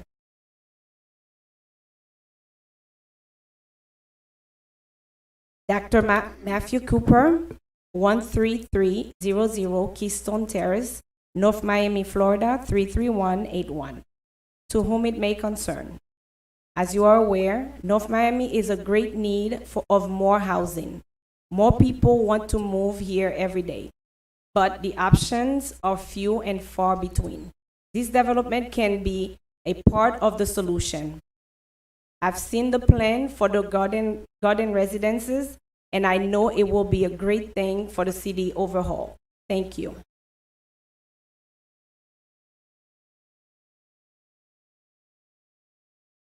I am Marcelina Sena. I live at 1145 Northeast 133rd Street, North Miami, Florida. My son is sick. I won't be able to make it to the meeting tonight. I was present at the public meeting that was held at Gwen Margolis Community Center. I was shocked to hear someone say that this beautiful 9-story, 358 apartment buildings belong to Opaloka. That statement was hostile and borderline racist. To the contrary, North Miami needs and wants new and workforce housing for its residents, teachers, police officers, firefighters, etc. The city of North Miami economy and workforce housing market will be greatly enhanced by this new mixed-use development that is attractive, affordable, and close to employment centers, City Hall. This project will supply the housing demand for the city badly needed. I am positive that the city of North Miami would approve the site plan tonight and allow this beautiful project to move forward. Thank you.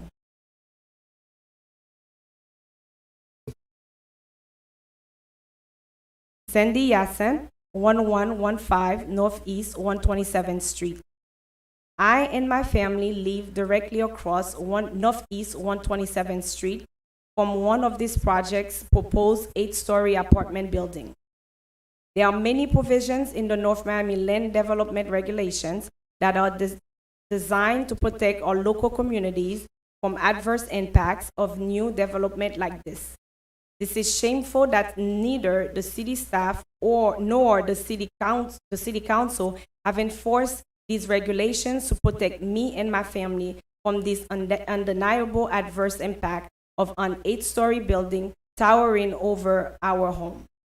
This project is also requesting an unprecedented 15% reduction in parking spaces from the minimum standard of 1.5 on-site parking spaces per unit required by the LDRs.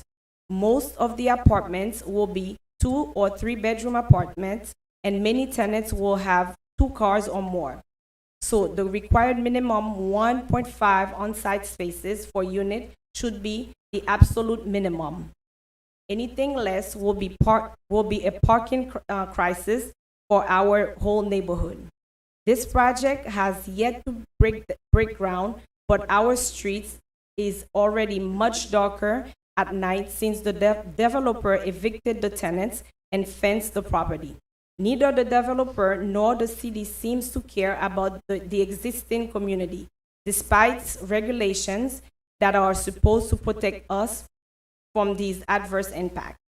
North Miami needs better housing, but this is not the way to do it. Riding roughshod over the land development regulations and the local community. You all set? 4. Still have 9 to go. Hello, my name Bernardine Joseph. I live at 1055 Northeast 126th Street. What kind of safety are they going to do for this project near elementary school? I do have children. I have my children alive, and not dead by dump truck. Mr. Mayor Bien-Aimé, Councilman Desurme. Exclamation.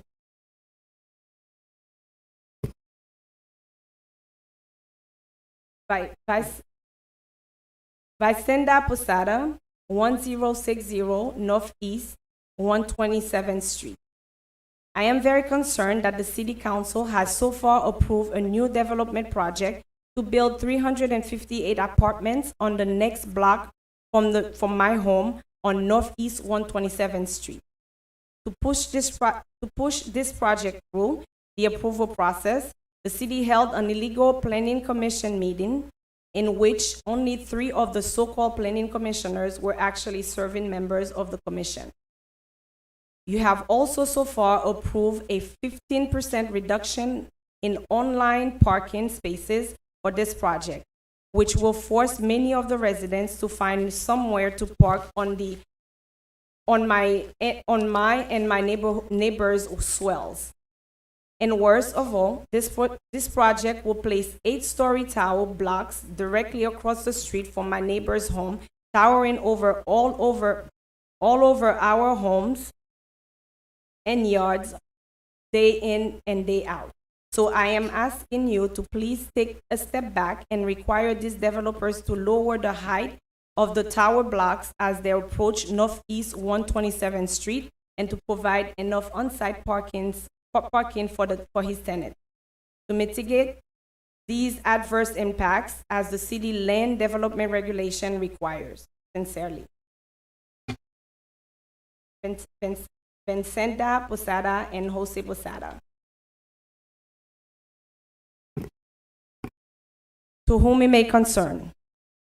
Brian S. Gell, 333 Southeast 2nd Avenue, Suite 3900, Miami, Florida, 33131. I live in the city of North Miami, and I am ecstatic to see more workforce housing being built. The city needs to build more apartments to keep up with the demand for people who want to work in North Miami. It's going to be beautiful bringing businesses to our city without the proper housing to accommodate their needs.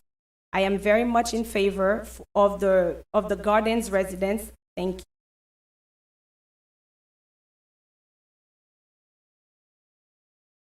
My name is Carlos Oropeza, and I live at 1690 Northeast 144th Street, North Miami, Florida, 33161. I also own and operate Sense Gastro Bar and in the neighboring city of Miami Shores. I have known the developers and their partners for over 10 years, and I can't say enough great things about the group. They helped me open my first business in North Miami Shores and stuck with me through thick and thin. I am very familiar with the site, which is in terrible shape. I also know that they are proposing to build 358 workforce housing apartments, which is in such desperate need in South Florida. I want to say that I am in favor of this project, and the city could not have found a more incredible, diverse development group to do this project. Thank you.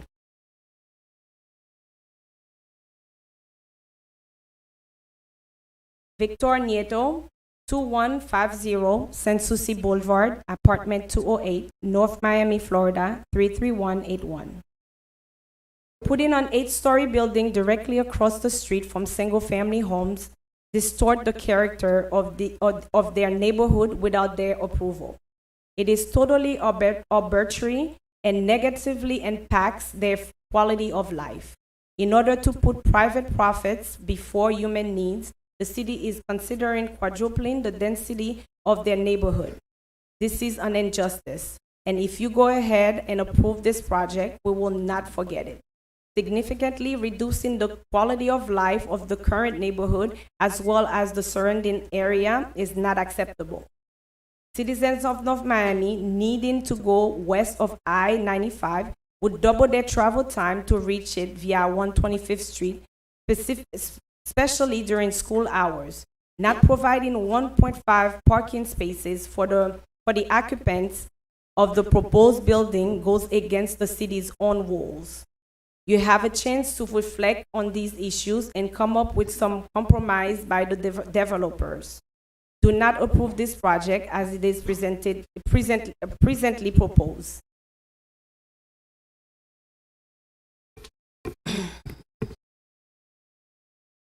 Salomon Bendayan, Virtual Realty. There is no other addresses listed. Would you like to continue without the address, Mayor? And they have no addresses? How many? With no address? It's just one. Oh. One with no We address. do the one. Okay. Address.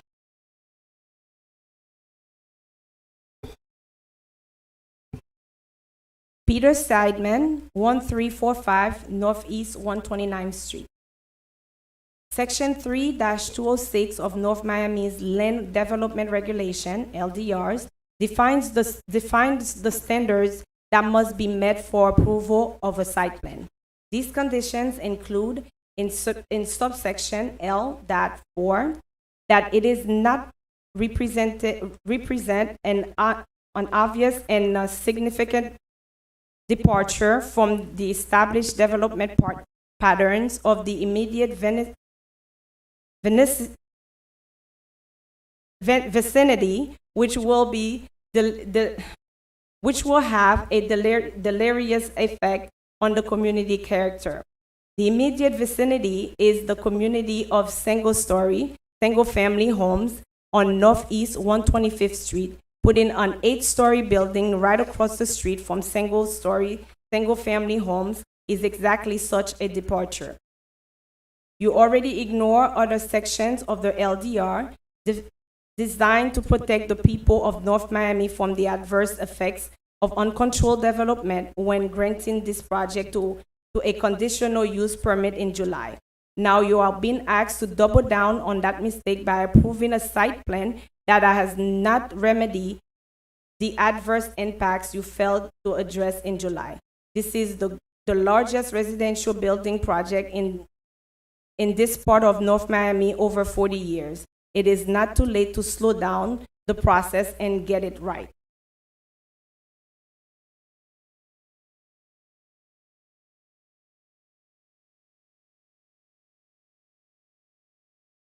My name is Joseph Watson Michelle. I reside at 1145 Northeast 133rd Street, North Miami, Florida, for over 15 years. I reside here with my wife and my children. My children graduated from W.J. Bryan Elementary School.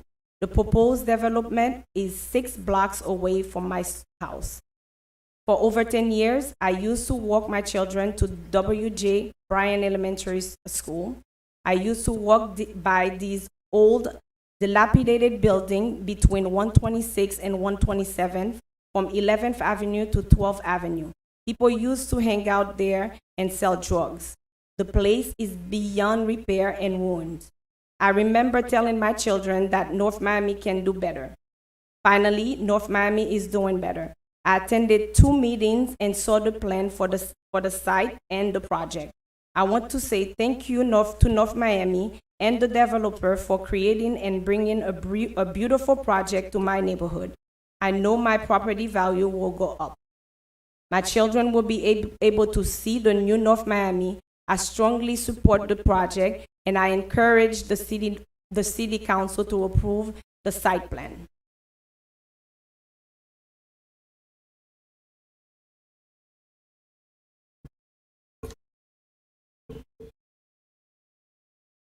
Nancy Cole, 1345 Northeast 129th Street. To qualify for 15% reduction on site parking spaces, Section 7-702 of the LDRs require the developers to develop that trip reduction measures will actually reduce their tenants' car trip by at least 25%. This is thought standard, and for good reason, because a building with 358 apartments and not enough parking will be a disaster for the tenants and for our whole neighborhood. Meeting this standard will require a serious step to provide alternative means of transport, such as large fleet or shuttle buses to take tenants to work and wherever they needed to go. That would be costly and complicated, but it would meet the standard. But the applicant is not proposing anything like that. He is instead submitting a parking study to claim fantastically that 28% of the tenants will be persuaded to ride bikes to work by providing bike parkings and showers for bicycles. This absurd claim is the result of taking congestion management guidelines from San Mateo County in California, which include provide secure bike storage, showers, and changing room and workplace to encourage people to ride to work, and twisting that inside out to claim a parking reduction for a resident building in North Miami. Even more incredibly, instead of asking for a realistic plan to actually reduce tenants' car trips, or simply applying the LDR minimum of 1.5 on-site parking spaces per unit, North Miami City staff are asking you our elected officials to accept this nonsensical study as the basic of 15% parking reduction.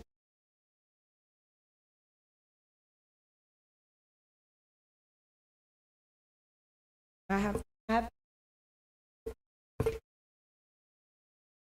Corey Fino honors Cafe Creme, Miami, Florida. To whom it may concern, on behalf of Cafe Creme, we fully support this project. We are in North Miami for now 5 years, and this development will help the resident as well as local businesses such as Cafe Creme. I have personally known Sebastian Stemla for over 10 years, and I support his integrity and work ethic.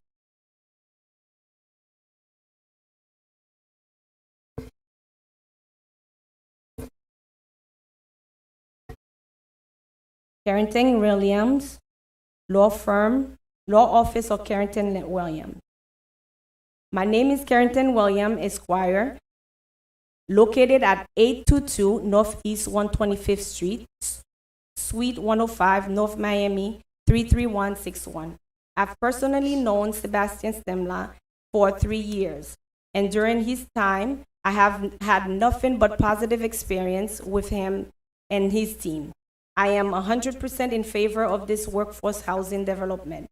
Housing is one of the biggest crises in South Florida, and this project will definitely help.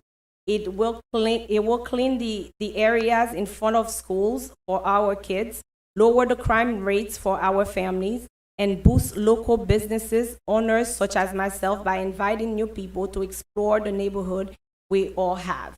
Thank you. Solomon Bendahen, Virtual Realty, to whom it may concern. As a long-time North Miami business owner and being a real estate professional, North Miami is in great need of this project, which is going to fill a big need and help with major business crises that we are facing. My biggest complaint, as I am trying to attract new business to set up in North Miami, is that there are simply not enough major housing projects. Garden Residences with the first major housing project west of the tracks in downtown North Miami. There is huge demand for rental apartments. It will help all the local businesses with new residents.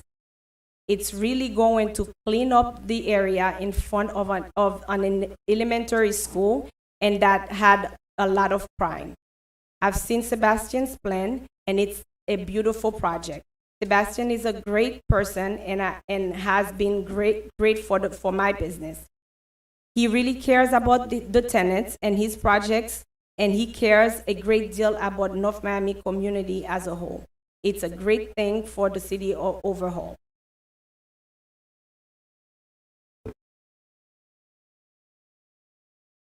Jim Garrett, 11111 Biscayne Boulevard, Unit 1A, Miami, Florida, 33181.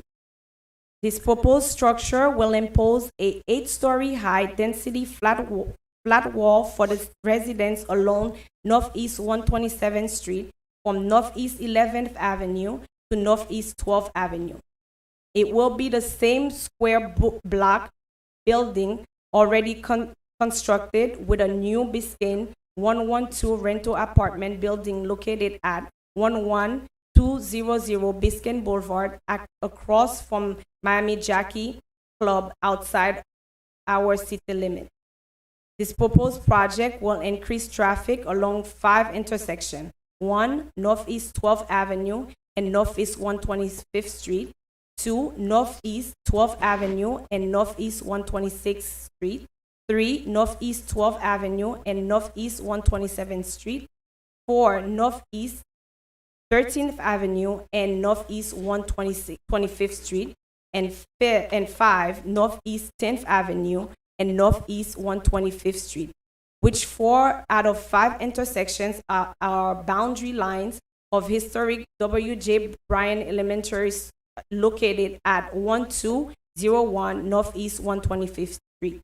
Please send this proposal Please send this proposed development back to the developer and his architect to come up with a better solution of 3-story townhouse, wall house along 127th Street, designated for workforce housing, to split 5-story apartment, parking garage at each end of the block with entrances and exit from Northeast 126th Street.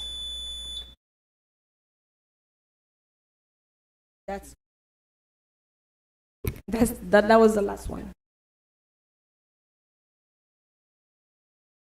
That was the last one, Mayor. Okay, thank you very much. I'm Deputy City Clerk.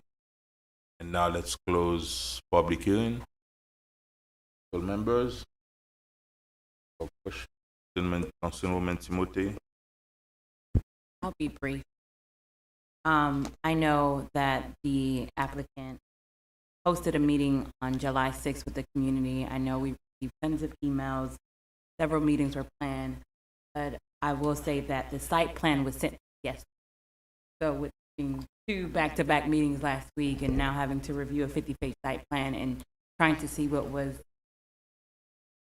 changes were made. So Mr. Bahar, I know you were the one in attendance in that during that July 6th meeting that we have.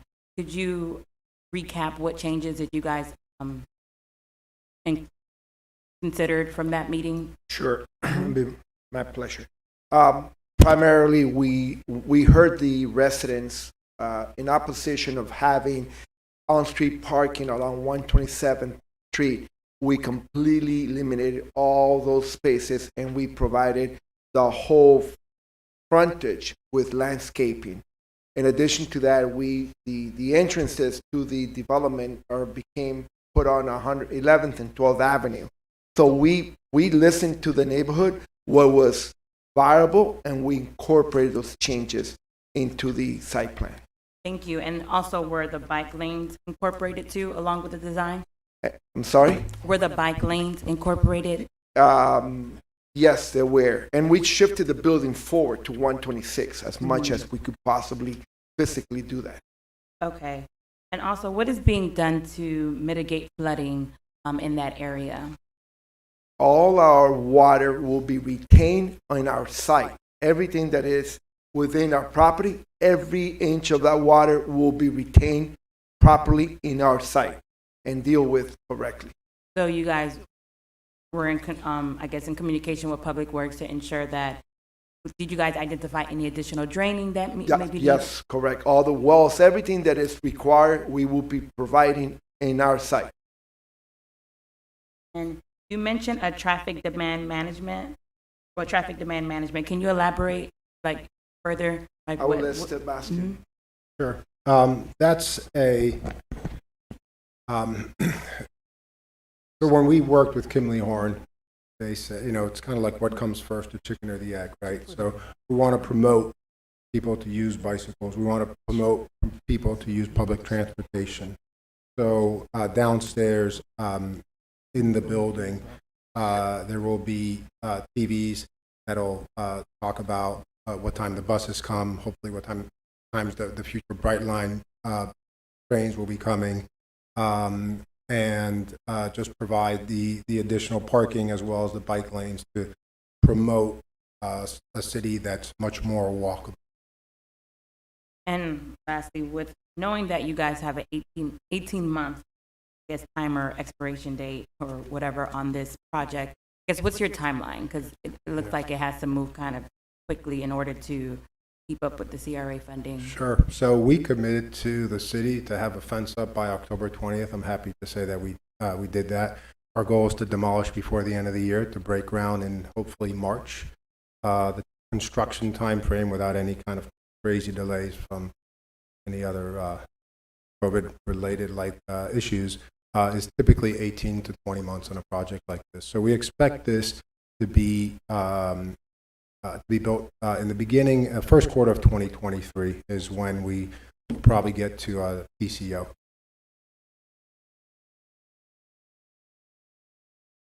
Thank you.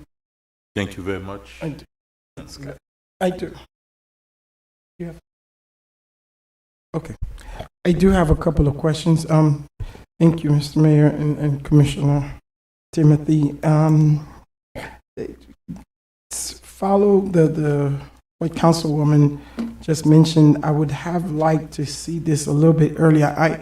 As you know, Sebastian, I'm a big fan and a supporter of the project. When I first heard about the project, and I'm looking at it, and I spoke to a couple of residents, and it was more pro than some with the concerns that they have. But I do have a question, maybe to Ms. Sejour.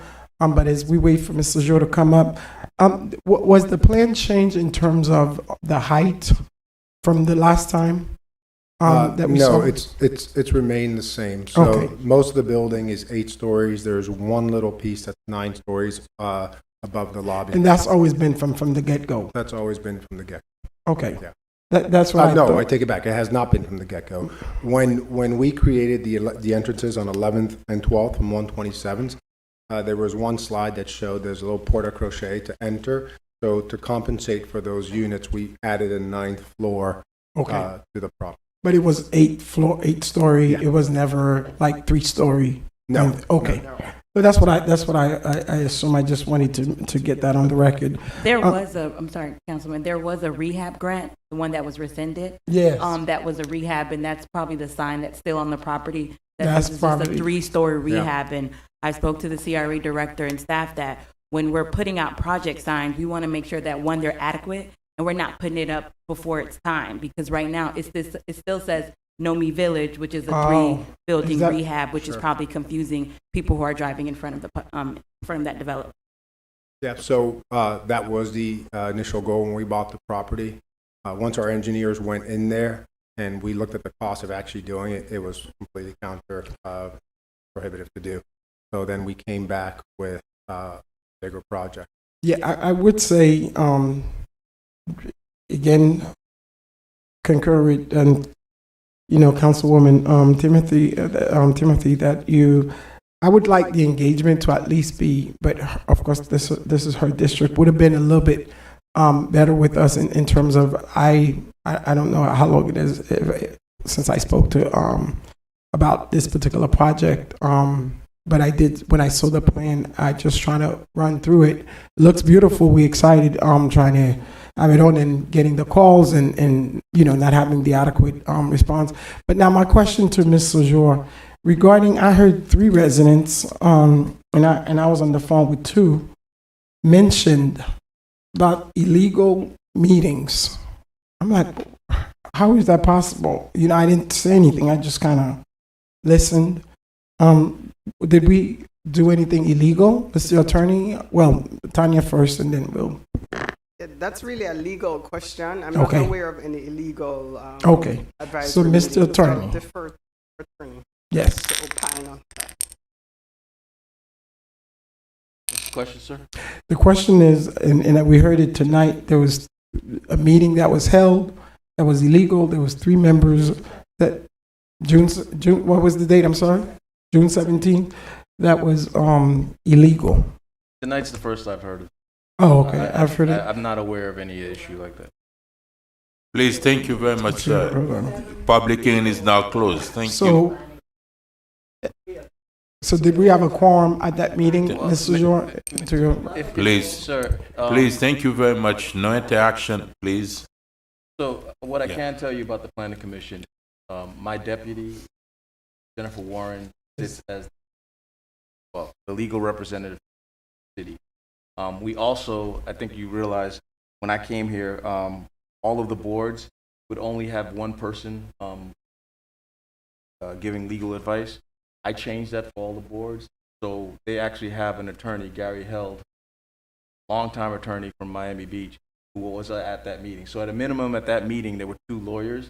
If that meeting went forward, pretty confident that they both gave the legal opinion that it was legal. I don't know what the exact issue was. I wasn't there, but they went forward. I have to say that knowing Ms. Warren and knowing Mr. Held, I just know that it's probably legal.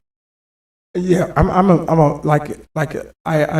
I think I know the question. Okay. Yeah, because we, Mr. Attorney, we talked about this when during that Planning Commission the board appointments of the new council members, like all the terms had expired. But you advised that because the planning commission is advisory and we haven't reappointed our new members, the meeting was able to go on because we needed quorum. Agree. But so no, it was not illegal. It was not. Okay. Okay. Thank you. Thank you very much, Councilwoman Galvin. Thank you. Madam Wilson, please. I have another question. Again, it was also mentioned the LDR, so I just wanted to, we were not observing our own LDR, so I just want to ask you on record, are we observing our LDR? Yeah, so the project does meet the terms of the land development regulations. We've included the criteria, it's listed in the record, how they've met it. In terms of any traffic concerns, we've had that reviewed by our own city engineers, stormwater as well. We're confident that they have met all the criteria of the code and allowances of the code where any reductions are. Okay, thank you. Mr. Sebastian, please, just, and maybe Madam Wilson as well. Well, let me ask you first, workforce housing, how much of it is workforce housing? How much of it is affordable?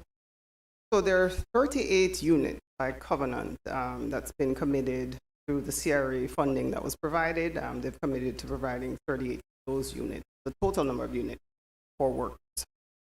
Okay, Mr. Sebastian, and how many tenants, prior tenants will your tenants have priority to come in first?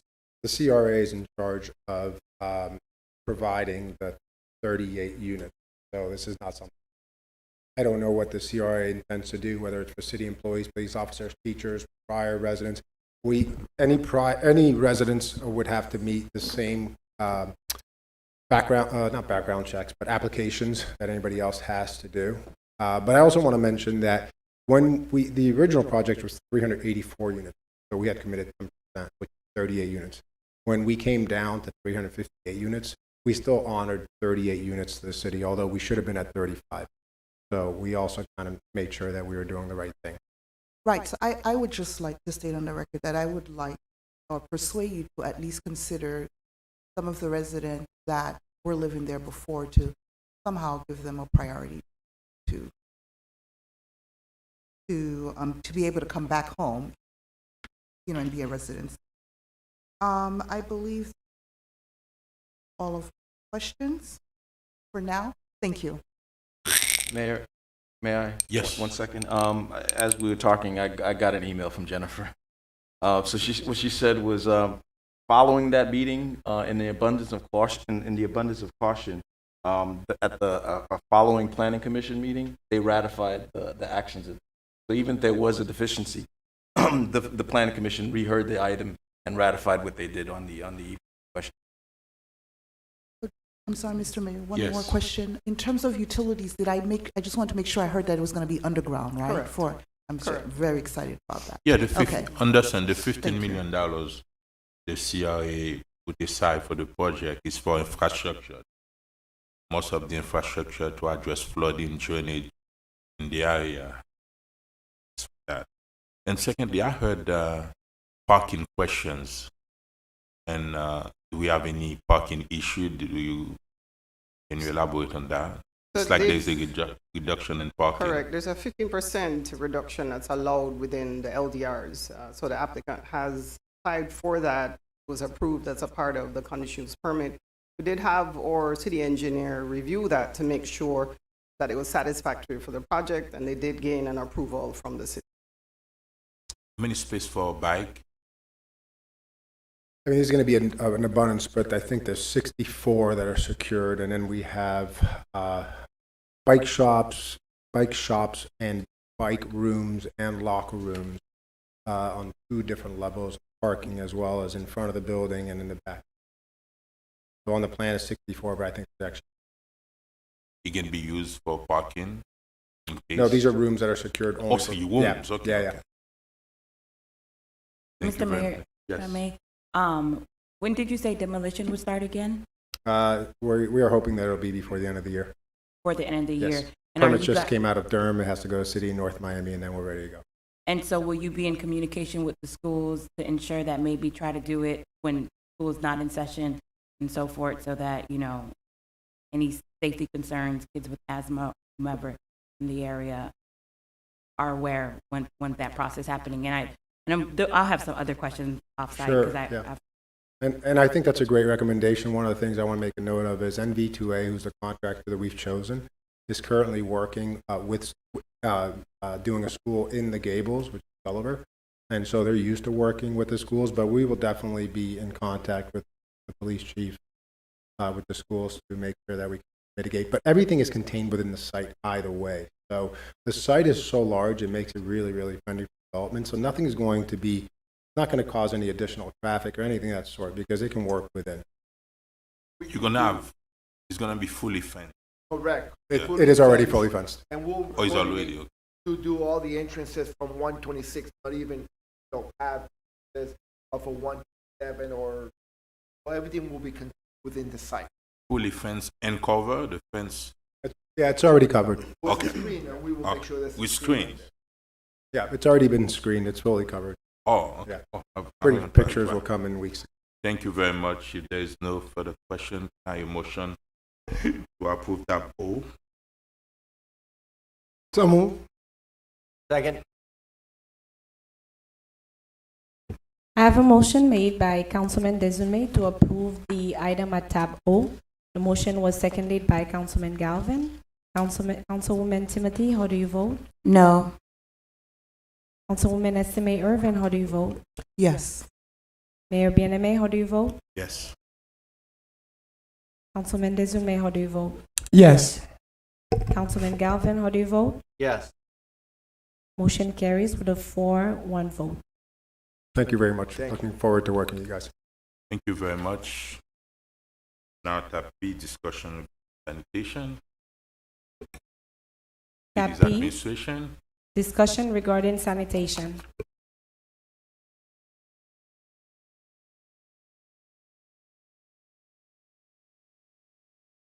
Madam Deputy.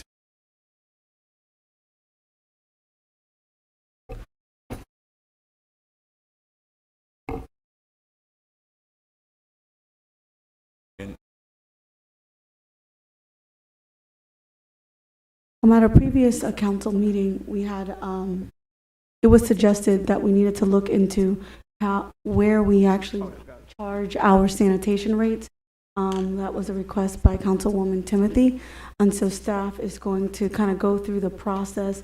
If it is the will of the council, what the process would be to have the sanitation charges be charged along with the county's bill when the county sends it out.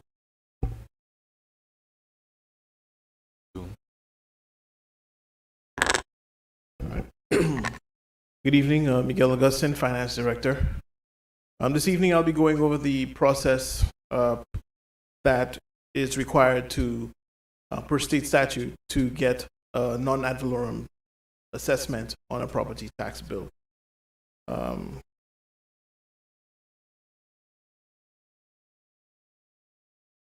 So the authoritative guidance is from Florida Statute Section 197.3632.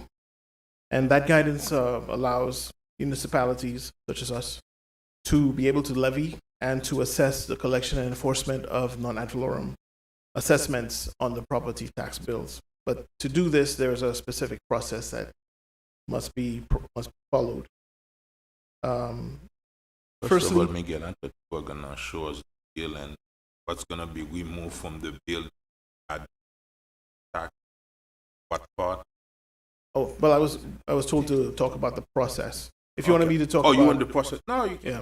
You private. You can do that, public. You have 5, 6 I had. Utility bill that we're going to remove. Can we put one up maybe online? I don't mind showing mine. I don't know if we could do that on the fly. But, well, to just go straight to the mayor's point, the typical utility bill consists of water base fees, water consumption, fuel base fees, fuel consumption. and sanitation and stormwater. So the sanitation comprises approximately 30% of the bill. So the typical bill is, say, $340 for a quarter. Of that, 101 represent the sanitation, so it's about a third of it. So it would go down to $238 from $340. So basically $100 off of the typical bill over a quarter. I understand that. You know what I was gonna, you show the bill. You know, sometimes the residents think, You know, sometimes some residents, when they see the bill, right, compared to another city, and they have SIP, no, they don't have sewer. In our bill, they pay for sewer, but they don't understand. You have SIP, pay for that.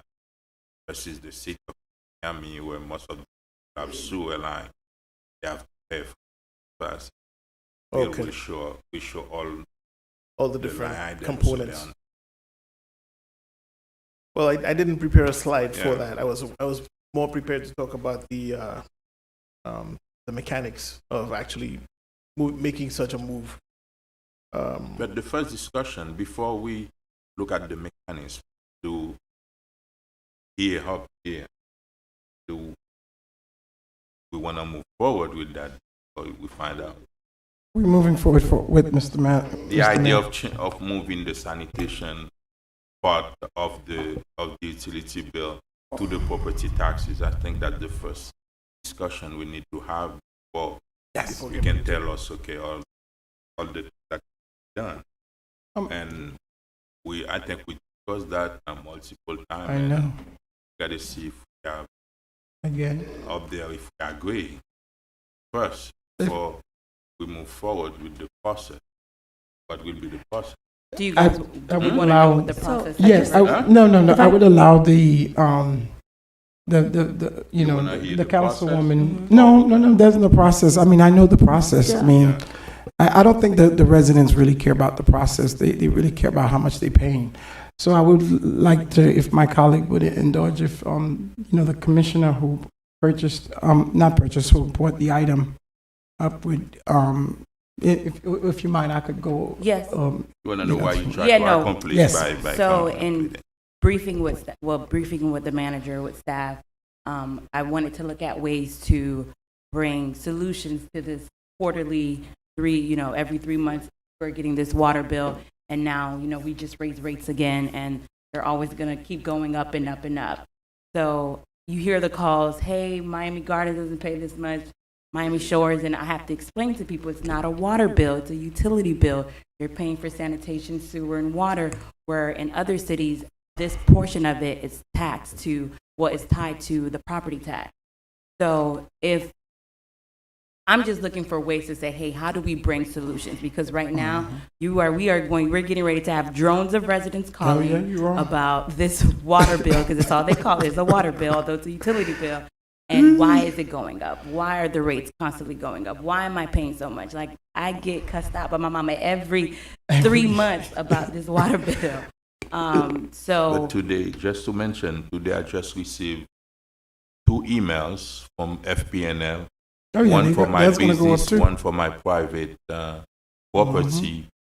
Stated in the 5-year plan, is going to be an increase on FPNL. Yeah, no, everyone's going up. We just pay 10% more on insurance. 18%.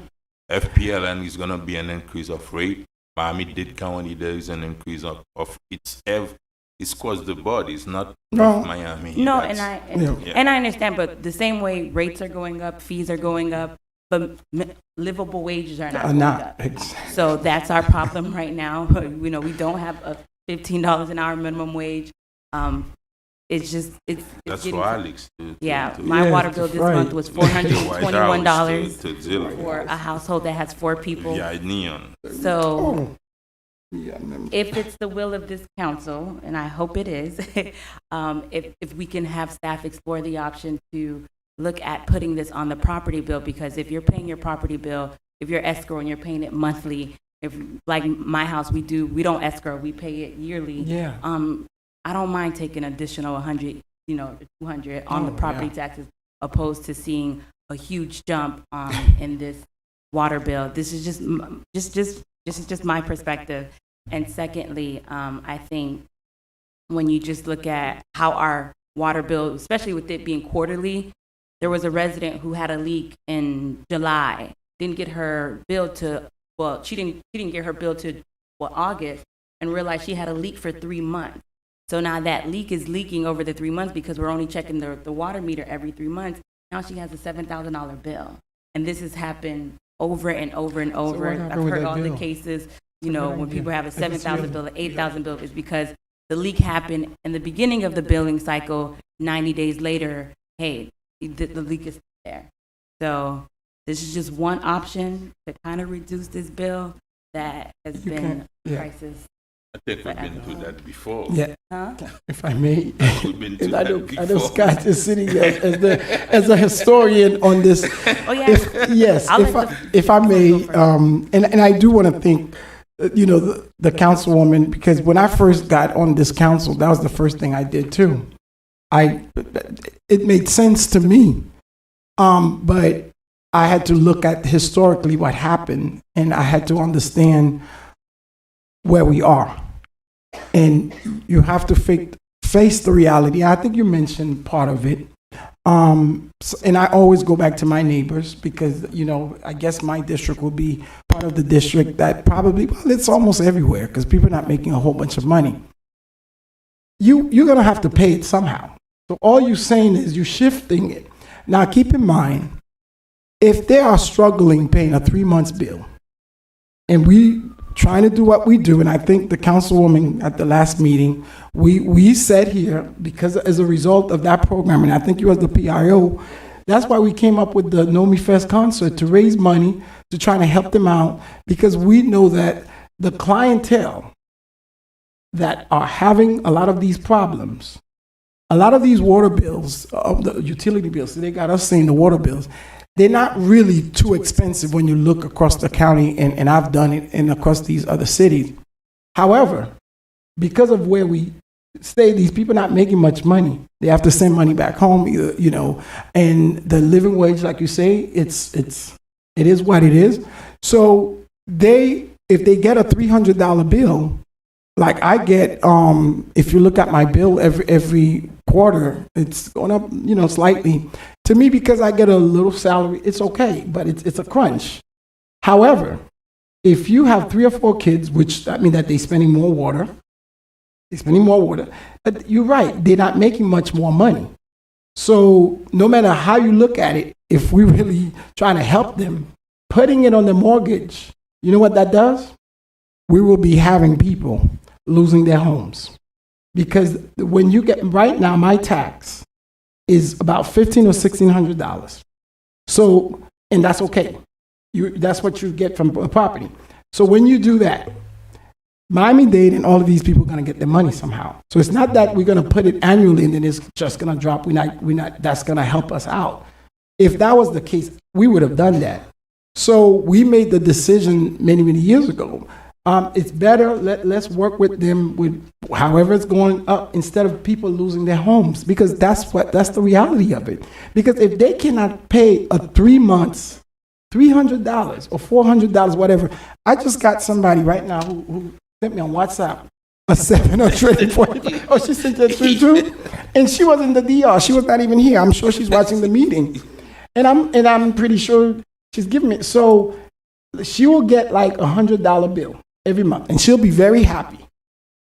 And then the tax will come out.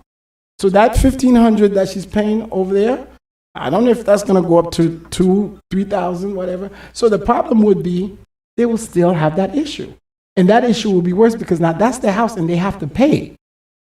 So that's the decision. It's like, do you rather them on the street and where investors coming in to take over their home because they can't pay that? And the bank not going to play with their mortgages. Because the way they do escrow, and those people in real estate, $500 escrow, and you think like your mortgage is like $500 a month, it's like $800. Like, well, how do you do that? How did you calculate that little extra going up to that amount? And they can ever tell me, and it's always crazy the way the escrow thing works. No, So I those people, No, I understand. Yes, But I so- think, but And I you know, think when there's you, another part, It's a Councilman lot. Hazelmay. yes. You know, if you do that, only 48% of that's going to be affected. Only the property owners. Uh-huh, yeah. That's mean the 57% Yeah. renters. Yeah. So they're going to be affected because they're going to increase their Yeah, they rent. So, and then you try to pay them with the rent and affordable housing. It's like, when you buy, they're going to increase because So they, they since gotta they're going to pay. have to pay the water. They gotta Now pay. they're going to increase the rent because their mortgage is every going to go month. up. So it's That's the mean mortgage or it's you know, What's you our know col- when they receive 300 a month, understand that there is something that we need to give credit to the city. When the person receives his bill after 3 months, they still have another 45 days window I know. to make that And payment. they still can't make it. It's almost 4 months and a half. When they show up at the cashier, I don't have the 300, I have $200. I've been working with them. They took the 200 and they still give them another 30 days, 45 days to pay that $100. They ain't going to do that. That's mean, you know, in order to shut your water in the city, it's around 6 months to 9 months. We don't shut people down every 3 months. That means since when you're gonna do it every month, now they're gonna have maybe 7 days. After 7 days, the water gonna be out. And Well, they're going to pay the it's water. a lot of things. So, no, I have a question for Mr. Miguel. Do you know our collectible rate right now for our water, for our utility bill? Well, it depends on the customer class. So the residential customers are we collect fairly well with those. Okay, so What what's is the your, problem? what's the, Yours you about know, like, 91%, is it above no? 90? I don't know the exact percentage, but it's a strong collection with the customers. Because So what's the problem? it's really, like I said, you know, there's certain customer classes that What we are the have. classes, sir? Which classes we talking about? Well, the multi-unit. Commercial? When you say multi-units, you talking about the Multi-units, like commercials? apartments, condos. Can we do something? See, them, I don't, you know, can we do something to work with them? Can you?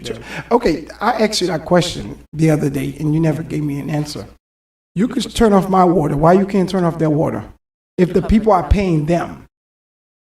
Well, and that's been a problem. Because it's a public safety. Yeah. Is it what? It's a public safety. You can't. What about me? When they turn off my water, it's not public You safety. can, but like, if you think about it, there's 100 people in this unit. Let's just say That's 5 legal. bad That's the actors. question Yeah, I've that's been asking legal to see. I've been asking that But over and over. what about the resident though? There's people who owe millions. Yeah.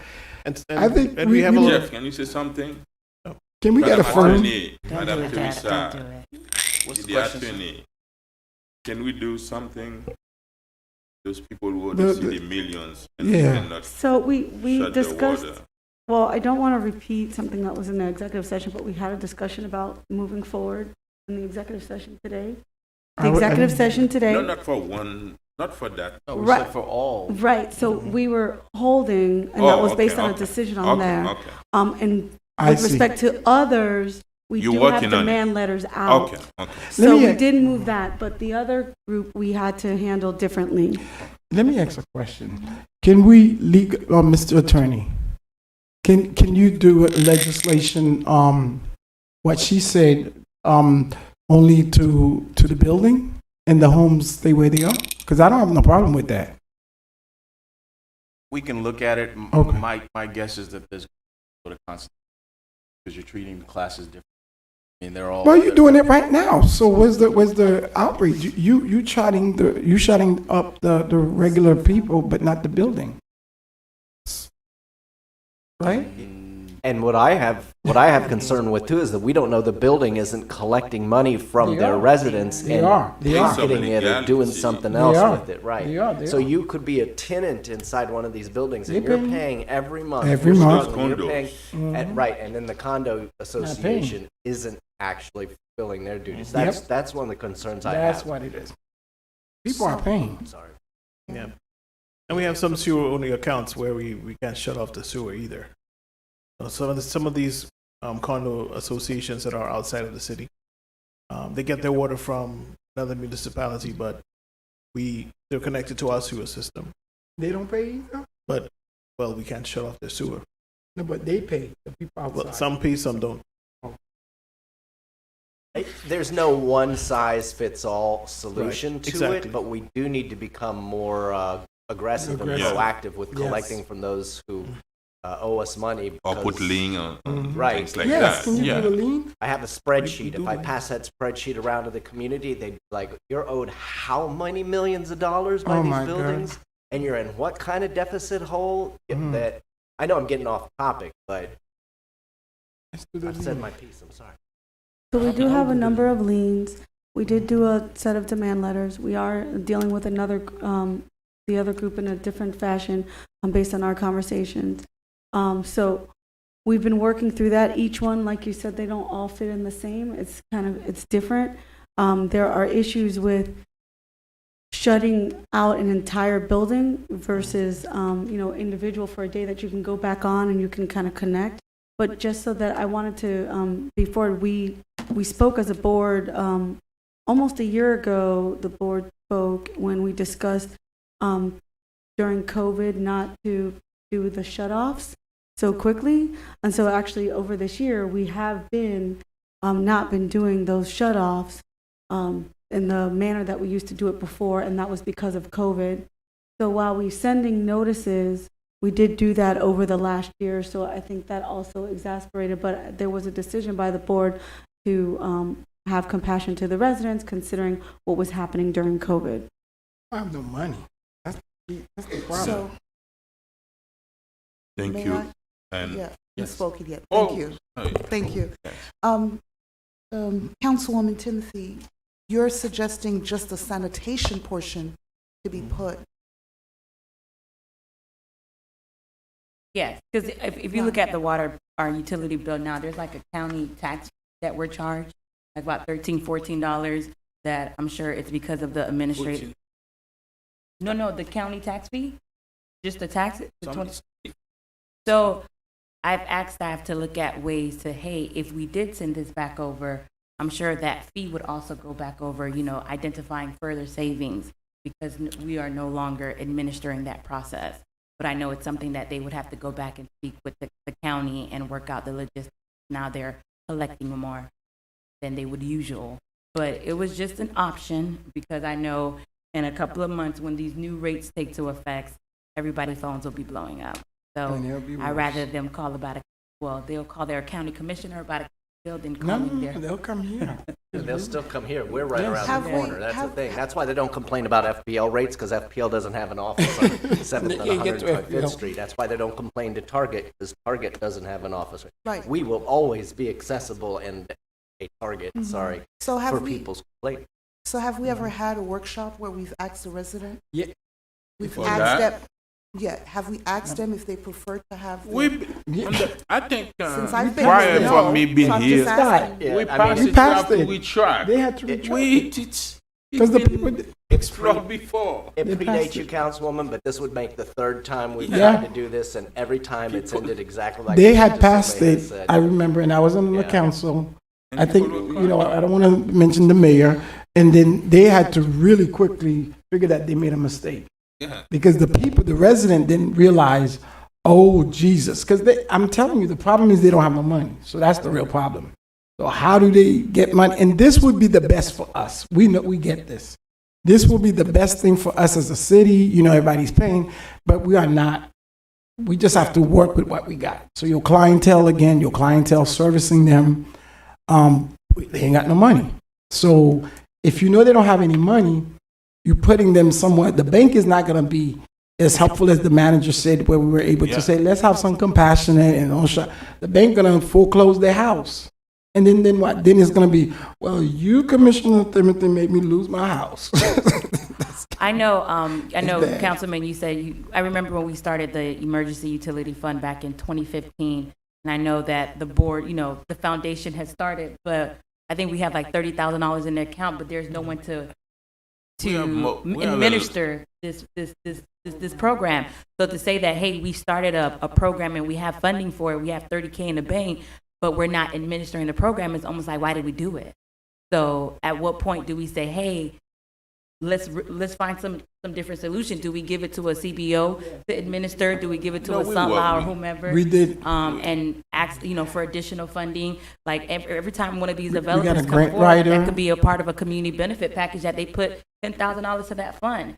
But we have to, think about ways strategically Yes. to make sure But that fund is viable. it's not like we don't have a plan. We've been doing it. As a matter of fact, the CRA, it was 2 months ago, and anybody with the water bill over No, that $1,000. was No, that, no, no, no, yeah, not that that was one. bad That's not because what- at first they say they weren't, and then I had to go back because I sent residents to them that had their water bill, and they're like, Right. okay, after the fact. So even with the CRA, What do you mean after the fact? so at first when I called the CRA and I said, hey, are you guys taking Yeah, they said they were- utility yes, I did. payments to pay people's utility bills? They said no, it had to be a part of the entire application. Then after the fact, they changed the guidelines again. So it was only for about a month that they were doing it for like the severe ones. Yeah, so I wouldn't even mention yes, that one. I would agree because I did have some residents. But we pay over $60,000.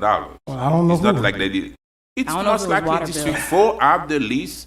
Oh, okay. 70% are in District 4, and No, one no, I'm was not the saying they're one. not. I just say that when some people asked me and I did have ask the them, they least, told me the and program was You've closed. been saying on the radio, and What we I have people think, coming left I and think right. what Councilwoman Timothy is saying, I think Councilwoman Irving mentioned, estimate.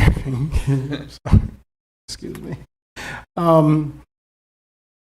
The program we had started with I think Miguel. I don't know if you was part of the conversation with Mr. Spring, and that was 2015. How was that? exactly, and that was part of the conversation. Do we give it to a nonprofit and then they give the and what was the criteria? And we had even homeowners that said that they would prefer from other areas that would say they would not. You're They thinking would about really. letting non-profit Yeah, that was one of the administrate options. the program. Administer it, and then that's in the and they said they'll do either the senior foundation and with Sunlaw or that would the people would go and then will get a voucher, but it would not be something that they could do every year, every quarter. It could be something once a year, like whatever the case twice is. a There'll be a cap on something. At least they can't say. I think we say $200, but you guys have been doing some good stuff to help out with the one-time thing. And then with the grant writer, Madam Manager, we do have a grant writer, right? So I think those probably the best way since the thing is You know, going the up. ALP, in the ALP, we have almost $400,000. Yeah, we're actually getting ready to administer the $400,000 utility budget in program. to bring assistance. Finance is kind of gathering the names of those that are already behind on their Would it be going Would it have through to be the program? COVID-related? Would it be through the program or would it be something? It's going to be through the ARP, but we would identify What is them. ARP? And if, COVID related. the COVID. COVID relief, right? So there was a set aside of dollars for that. We've been going through the list. We're going to kind of go through the list of those that have had those issues so they can apply for funding for help for their bill. As long as, during the time frame of COVID. But I think that's a Band-Aid. Yes, I think it's a COVID. permanent program that we were talking about doing that they would either. Yeah, there's a base- 501c3 there is a utility, a NOMI utility fund. Yeah, it's just No, I know. funded. It's just I created it, so I do know. Yeah, But, but but the NOMI it fund, just doesn't have any funding. It just doesn't have because we funding. haven't yet. make money for. there's no money. Right, It's it just hasn't been with funded, money. but it That's what I'm exists, saying. yes. We need to get, yes. And then I think we could talk about the guideline and see how many of those people, the 48, and how much would they be qualified. Those are and it's been 3 years, or at least 2 years, that we could see that could subsidize in the qualification, whatever the case is. So then we'll know this is what we need a year. We could go out FP&L and all these. We had some people that said they wanted to give money, but things happen. So I think that could be a good solution for those residents. What time let's Yeah, open we it could. to citizens. Okay. I'm just going to take clarity though. The decision on the board here is that we're not going to move forward moving the bill, moving the sanitation charges. We Me like to keep it as personally, is. I right? cannot support that because I've been here before. We try at the second reading, and people came crazy, and we have to back out. I agree with the mayor. I know where this one ends. Okay, thank you.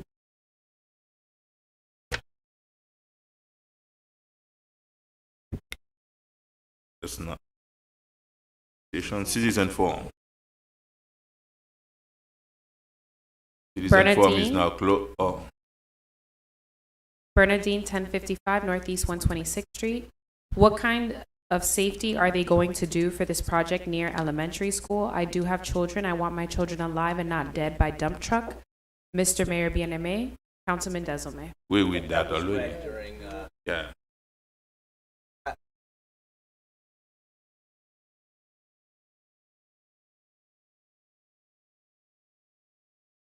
Continue. these different, or that was exactly one that was read for. For tab O. Jim Garrett, 11. Madam Clerk, Yes. it's not the same thing because this was read before. Jim Garrett submitted a comment for Citizens Forum. So I'm reading Jim Garrett's comment for Citizens Forum.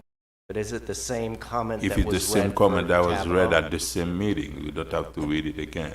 Well, I'm not sure why a Citizens Forum comment would be read at the last one, but It was the project, it was tab O. If it's regarding tab O, we read about 15 comments. so as you know, Jim Garrett is typically very thorough, and so he wrote Citizen Forum. At on the his same, comment. but it's the same meeting, whether it's item tab O or Mayor, Citizen can we Forum. hear what the comment is? Because he's allowed to comment at the, he's allowed to comment both. He could, if he was here today, he could comment on both. I mean, if he says it was for Citizens Forum, then I think we have to read Citizens Forum. I mean, at least here, if it's the same comment, then I agree that maybe you don't, it may be a different comment. You won't know until she reads. Okay, go ahead. Jim Garrett, 11111 Biscayne Boulevard, Unit 1A, Miami, Florida, 33181. On Sunday afternoon, after I finished eating my lunch at Café Crème and watching an exciting French League soccer game on the telly, I took a nice walk of downtown North Miami from Northeast 6th Avenue to Northeast 10th Avenue along Northeast 125th Street. In all 49 years of my life in walking and traveling these city blocks, I have never seen so much garbage, trash, litter, empty cans, bottles, and empty liquor bottles on the streets, planters, gutters, medians, and at our new electric charging pump across from the police department. I do have pictures of my remark to share with you. My question to the city administration and our elected city council: where is our so-called clean team doing and performing on their daily work assignments? Because these pictures tell a different story of actual trash being not picked up by our city. Excellent. And that's all I have as far as previous submitted. Thank you very much.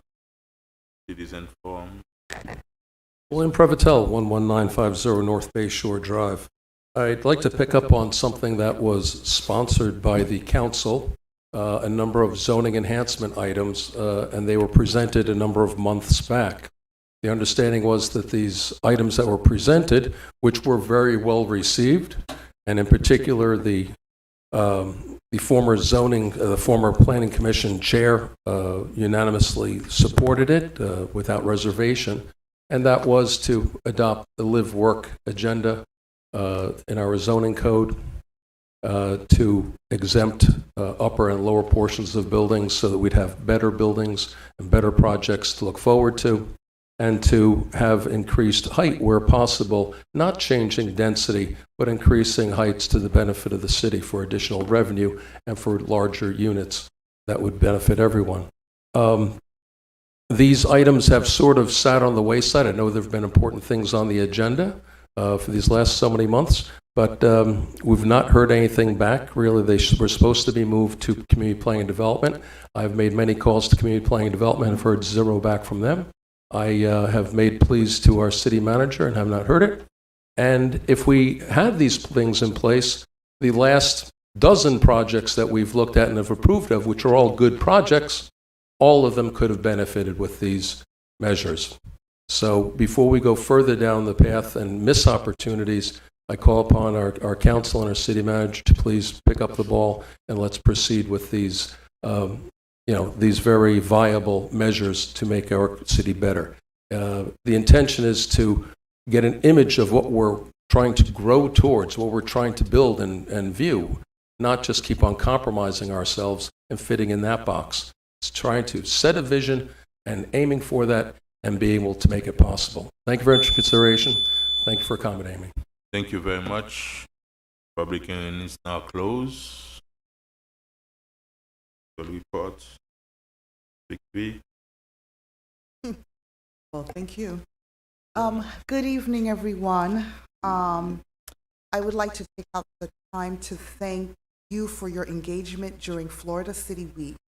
For Virtual Talks Special Edition, where I hosted with Councilwoman Timothy, thank you, with our Chief of Staff, Dr. Rochelle Lewis, thank you, Chief Larry Juriga, our Constituent Service Coordinator, Rosa Henriquez, and our CPND Director, Tanya Wilson. If you did not have a chance to tune in to the Hidden Gems, please watch Channel 77 or YouTube so you can explore our 3 businesses in the city of, in District 3 in particular. We also held job fairs with Quail Essence. We had COVID-19 tests and vaccination. Thank you, Mayor, for adding that component to it. Thank you to the dynamic speaker from the business breakfast with Councilwoman, and we had Mr.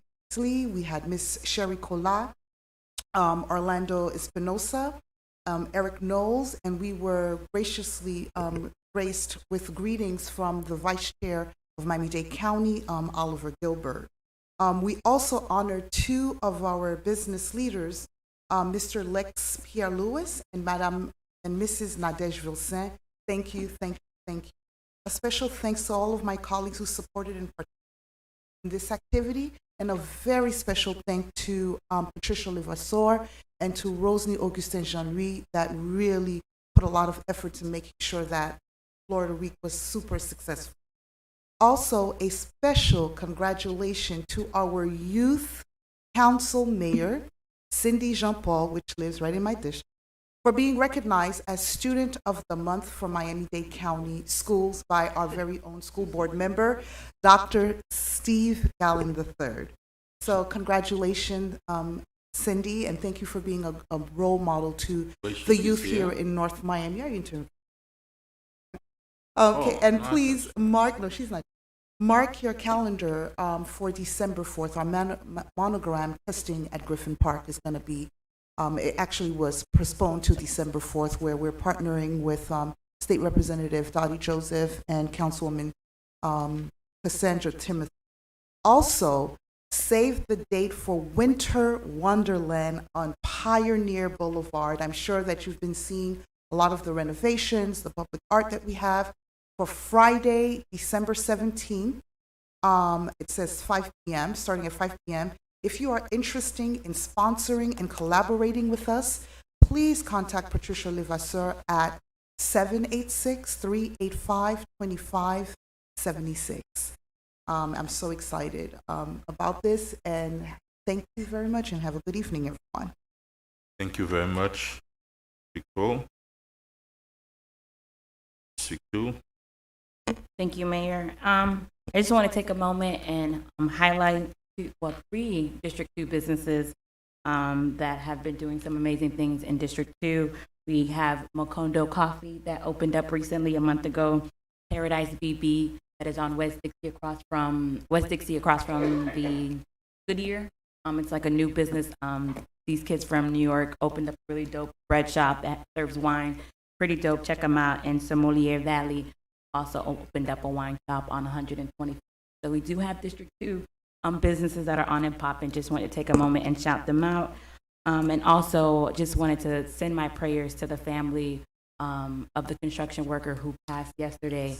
It was a tragic accident that happened yesterday. We had several tragic accidents happening in North Miami. One that happened in front of his house that burned down on 105th Street. Our hearts and our prayers are with all of you all. And I know the parents who were stuck in that 3-hour traffic line yesterday and 2 hours this morning on that strip. It was pretty busy. And I even got stuck in it, and I called Chief. I'm like, Chief, I see your officers out there working, but it definitely takes a toll when, something of that nature happens. So everyone, please bear with our officers, bear with our community. Because, someone died yesterday. And I know we had, parents were in line for 3 hours complaining, but just have to take a moment, bigger picture. Thank you. Thank you very much, Councilman Galvin. This one. No report, Mr. Thank you very much. The only question I have, we didn't announce Veterans Day in the announcement. Madam City Manager, it's we're gonna have another council before. Are we gonna have another council? On November 9th, but we would have some social media out, but we'll have a meeting right before November 9th to remind the community of our Veterans Day. That's when Veterans Day this year gonna be On a Thursday. in the plaza instead of Griffin Community Center. Is that correct? Absolutely not. Why would we do that? That's what the manager is. On Veterans we are Day? still considering the venue at this moment. What up? That's when you. We will send the updated information shortly. Oh, okay. Thank you very much. It will happen on the 11th. Yes, on the 11th. It Yeah, will happen Monday, on the yeah. 11th, yes. We plan to have, there'll be some food and stuff that'll happen. Thank you. And City Clerk report. So, one of y'all You have a said book? that I do too much reporting, and so I made sure to keep it brief, and I got tabs to keep me organized. It won't take too long. I'll just need about a good 10 minutes. I'm just kidding. But I see you, and I hope you enjoy this report because I made it very short just for you. So tomorrow is National Civics Day, and it's an opportunity for us to really celebrate the importance of civic education. And as many of you know, the Office of the City Clerk is really dedicated to making sure that we incorporate civic engagement and civic education into our day-to-day work.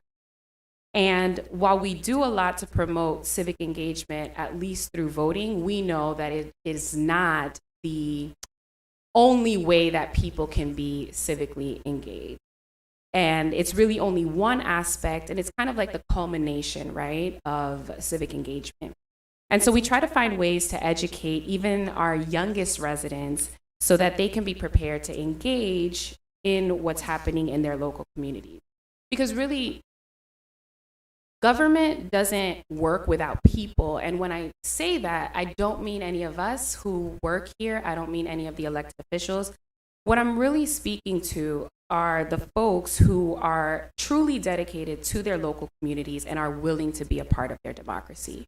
And if we start young, then we can really grow the next generation of critical thinkers, problem solvers, and people who are really going to lead us into a much better future.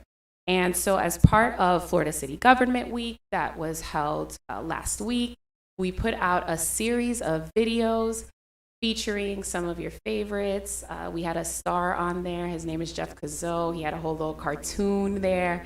And we really talked about the different people who make up the city of North Miami and the different departments. And so I just really want to thank you all for the work that you do, because it's extremely important that people recognize the value that you all bring as folks who work in the city. And I just hope that it really helps kids get super connected to not only this city, but the community around them. And so if you haven't already done so, go to facebook.com/North Miami Clerk or @NorthMiami, and you'll see the series of videos there. Hopefully your department was featured. If not, my bad. There will be next time. There will be another coloring book. There'll be something else. And that's it. Yes, Mayor. I have a short report. Indulge me. I do need, we have another case that's been settled, Clementina Herita versus City of North Miami. Case number 1-2002 CA04. I'll need an executive for that one also, so we'll be contacting. The other thing, and this is what I hope you'll indulge me, I don't normally do this, but this is a case that was very important to the city. Back in 2018, as you recall, we had a case where our former deputy finance, his employment was terminated. He filed a lawsuit claiming that he was protected by the Whistleblower Act. That case, he lost the case in circuit court. It went Budget to, or finance? this is, I'm sorry, budget, I'm sorry. This was the Terry Henley. It went to court. He lost at the circuit court, was appealed. And last week we got the appellate decision denying his claim. Indulge me, I just want to just point out what the court said was essentially when Mr. Henley filed his lawsuit, claimed that there was a whistleblower case, did not attach any of the written. He didn't attach the whistleblower. He didn't attach any documents to claim, that claims his did whistle. Anyway, so the court ends the opinion by stating, rather than summarizing only the written disclosures, Henley also included in paragraph 7 alleged non-written disclosures, which can be described as instructions, reactions, admonishments, arguments, and discussions. These alleged non-written disclosures cannot be considered when determining whether Henley engaged in protected activity. Conclusion, accordingly, based on the above analysis, confirm the order dismissing the operative prejudice. And the only reason I bring that up is, I think even as recently as our budget hearing, we've had residents come up and said that the city's going to pay a whole lot of money on this case. I know at the time the case came up, there was a real negative reactions when staff said that this person not file a whistleblower. I'm very happy with the result. Glad to share that with you today. So hope that this case. Mayor, may I ask Yes. a question? Is that ruling saying that on a technicality he did not file the right paperwork or information? No, or is it he just didn't saying- file a whistleblower. He did not complain. He never filed any type of written complaint. It was never, so he didn't even attach the complaint to his The whistleblower, he didn't file it with the city. he never complained. Right. That's Which is what the argument was. right. No, He never I complained. can imagine I'm going to get questions on this Yeah, one, so he- I he want never- to make he sure I never understand. complained. He should have perhaps filed with the city. Then, if nobody did anything or fired, or Right. whatever, He then only would complained after he was terminated, Right. and yeah, there was no whistle.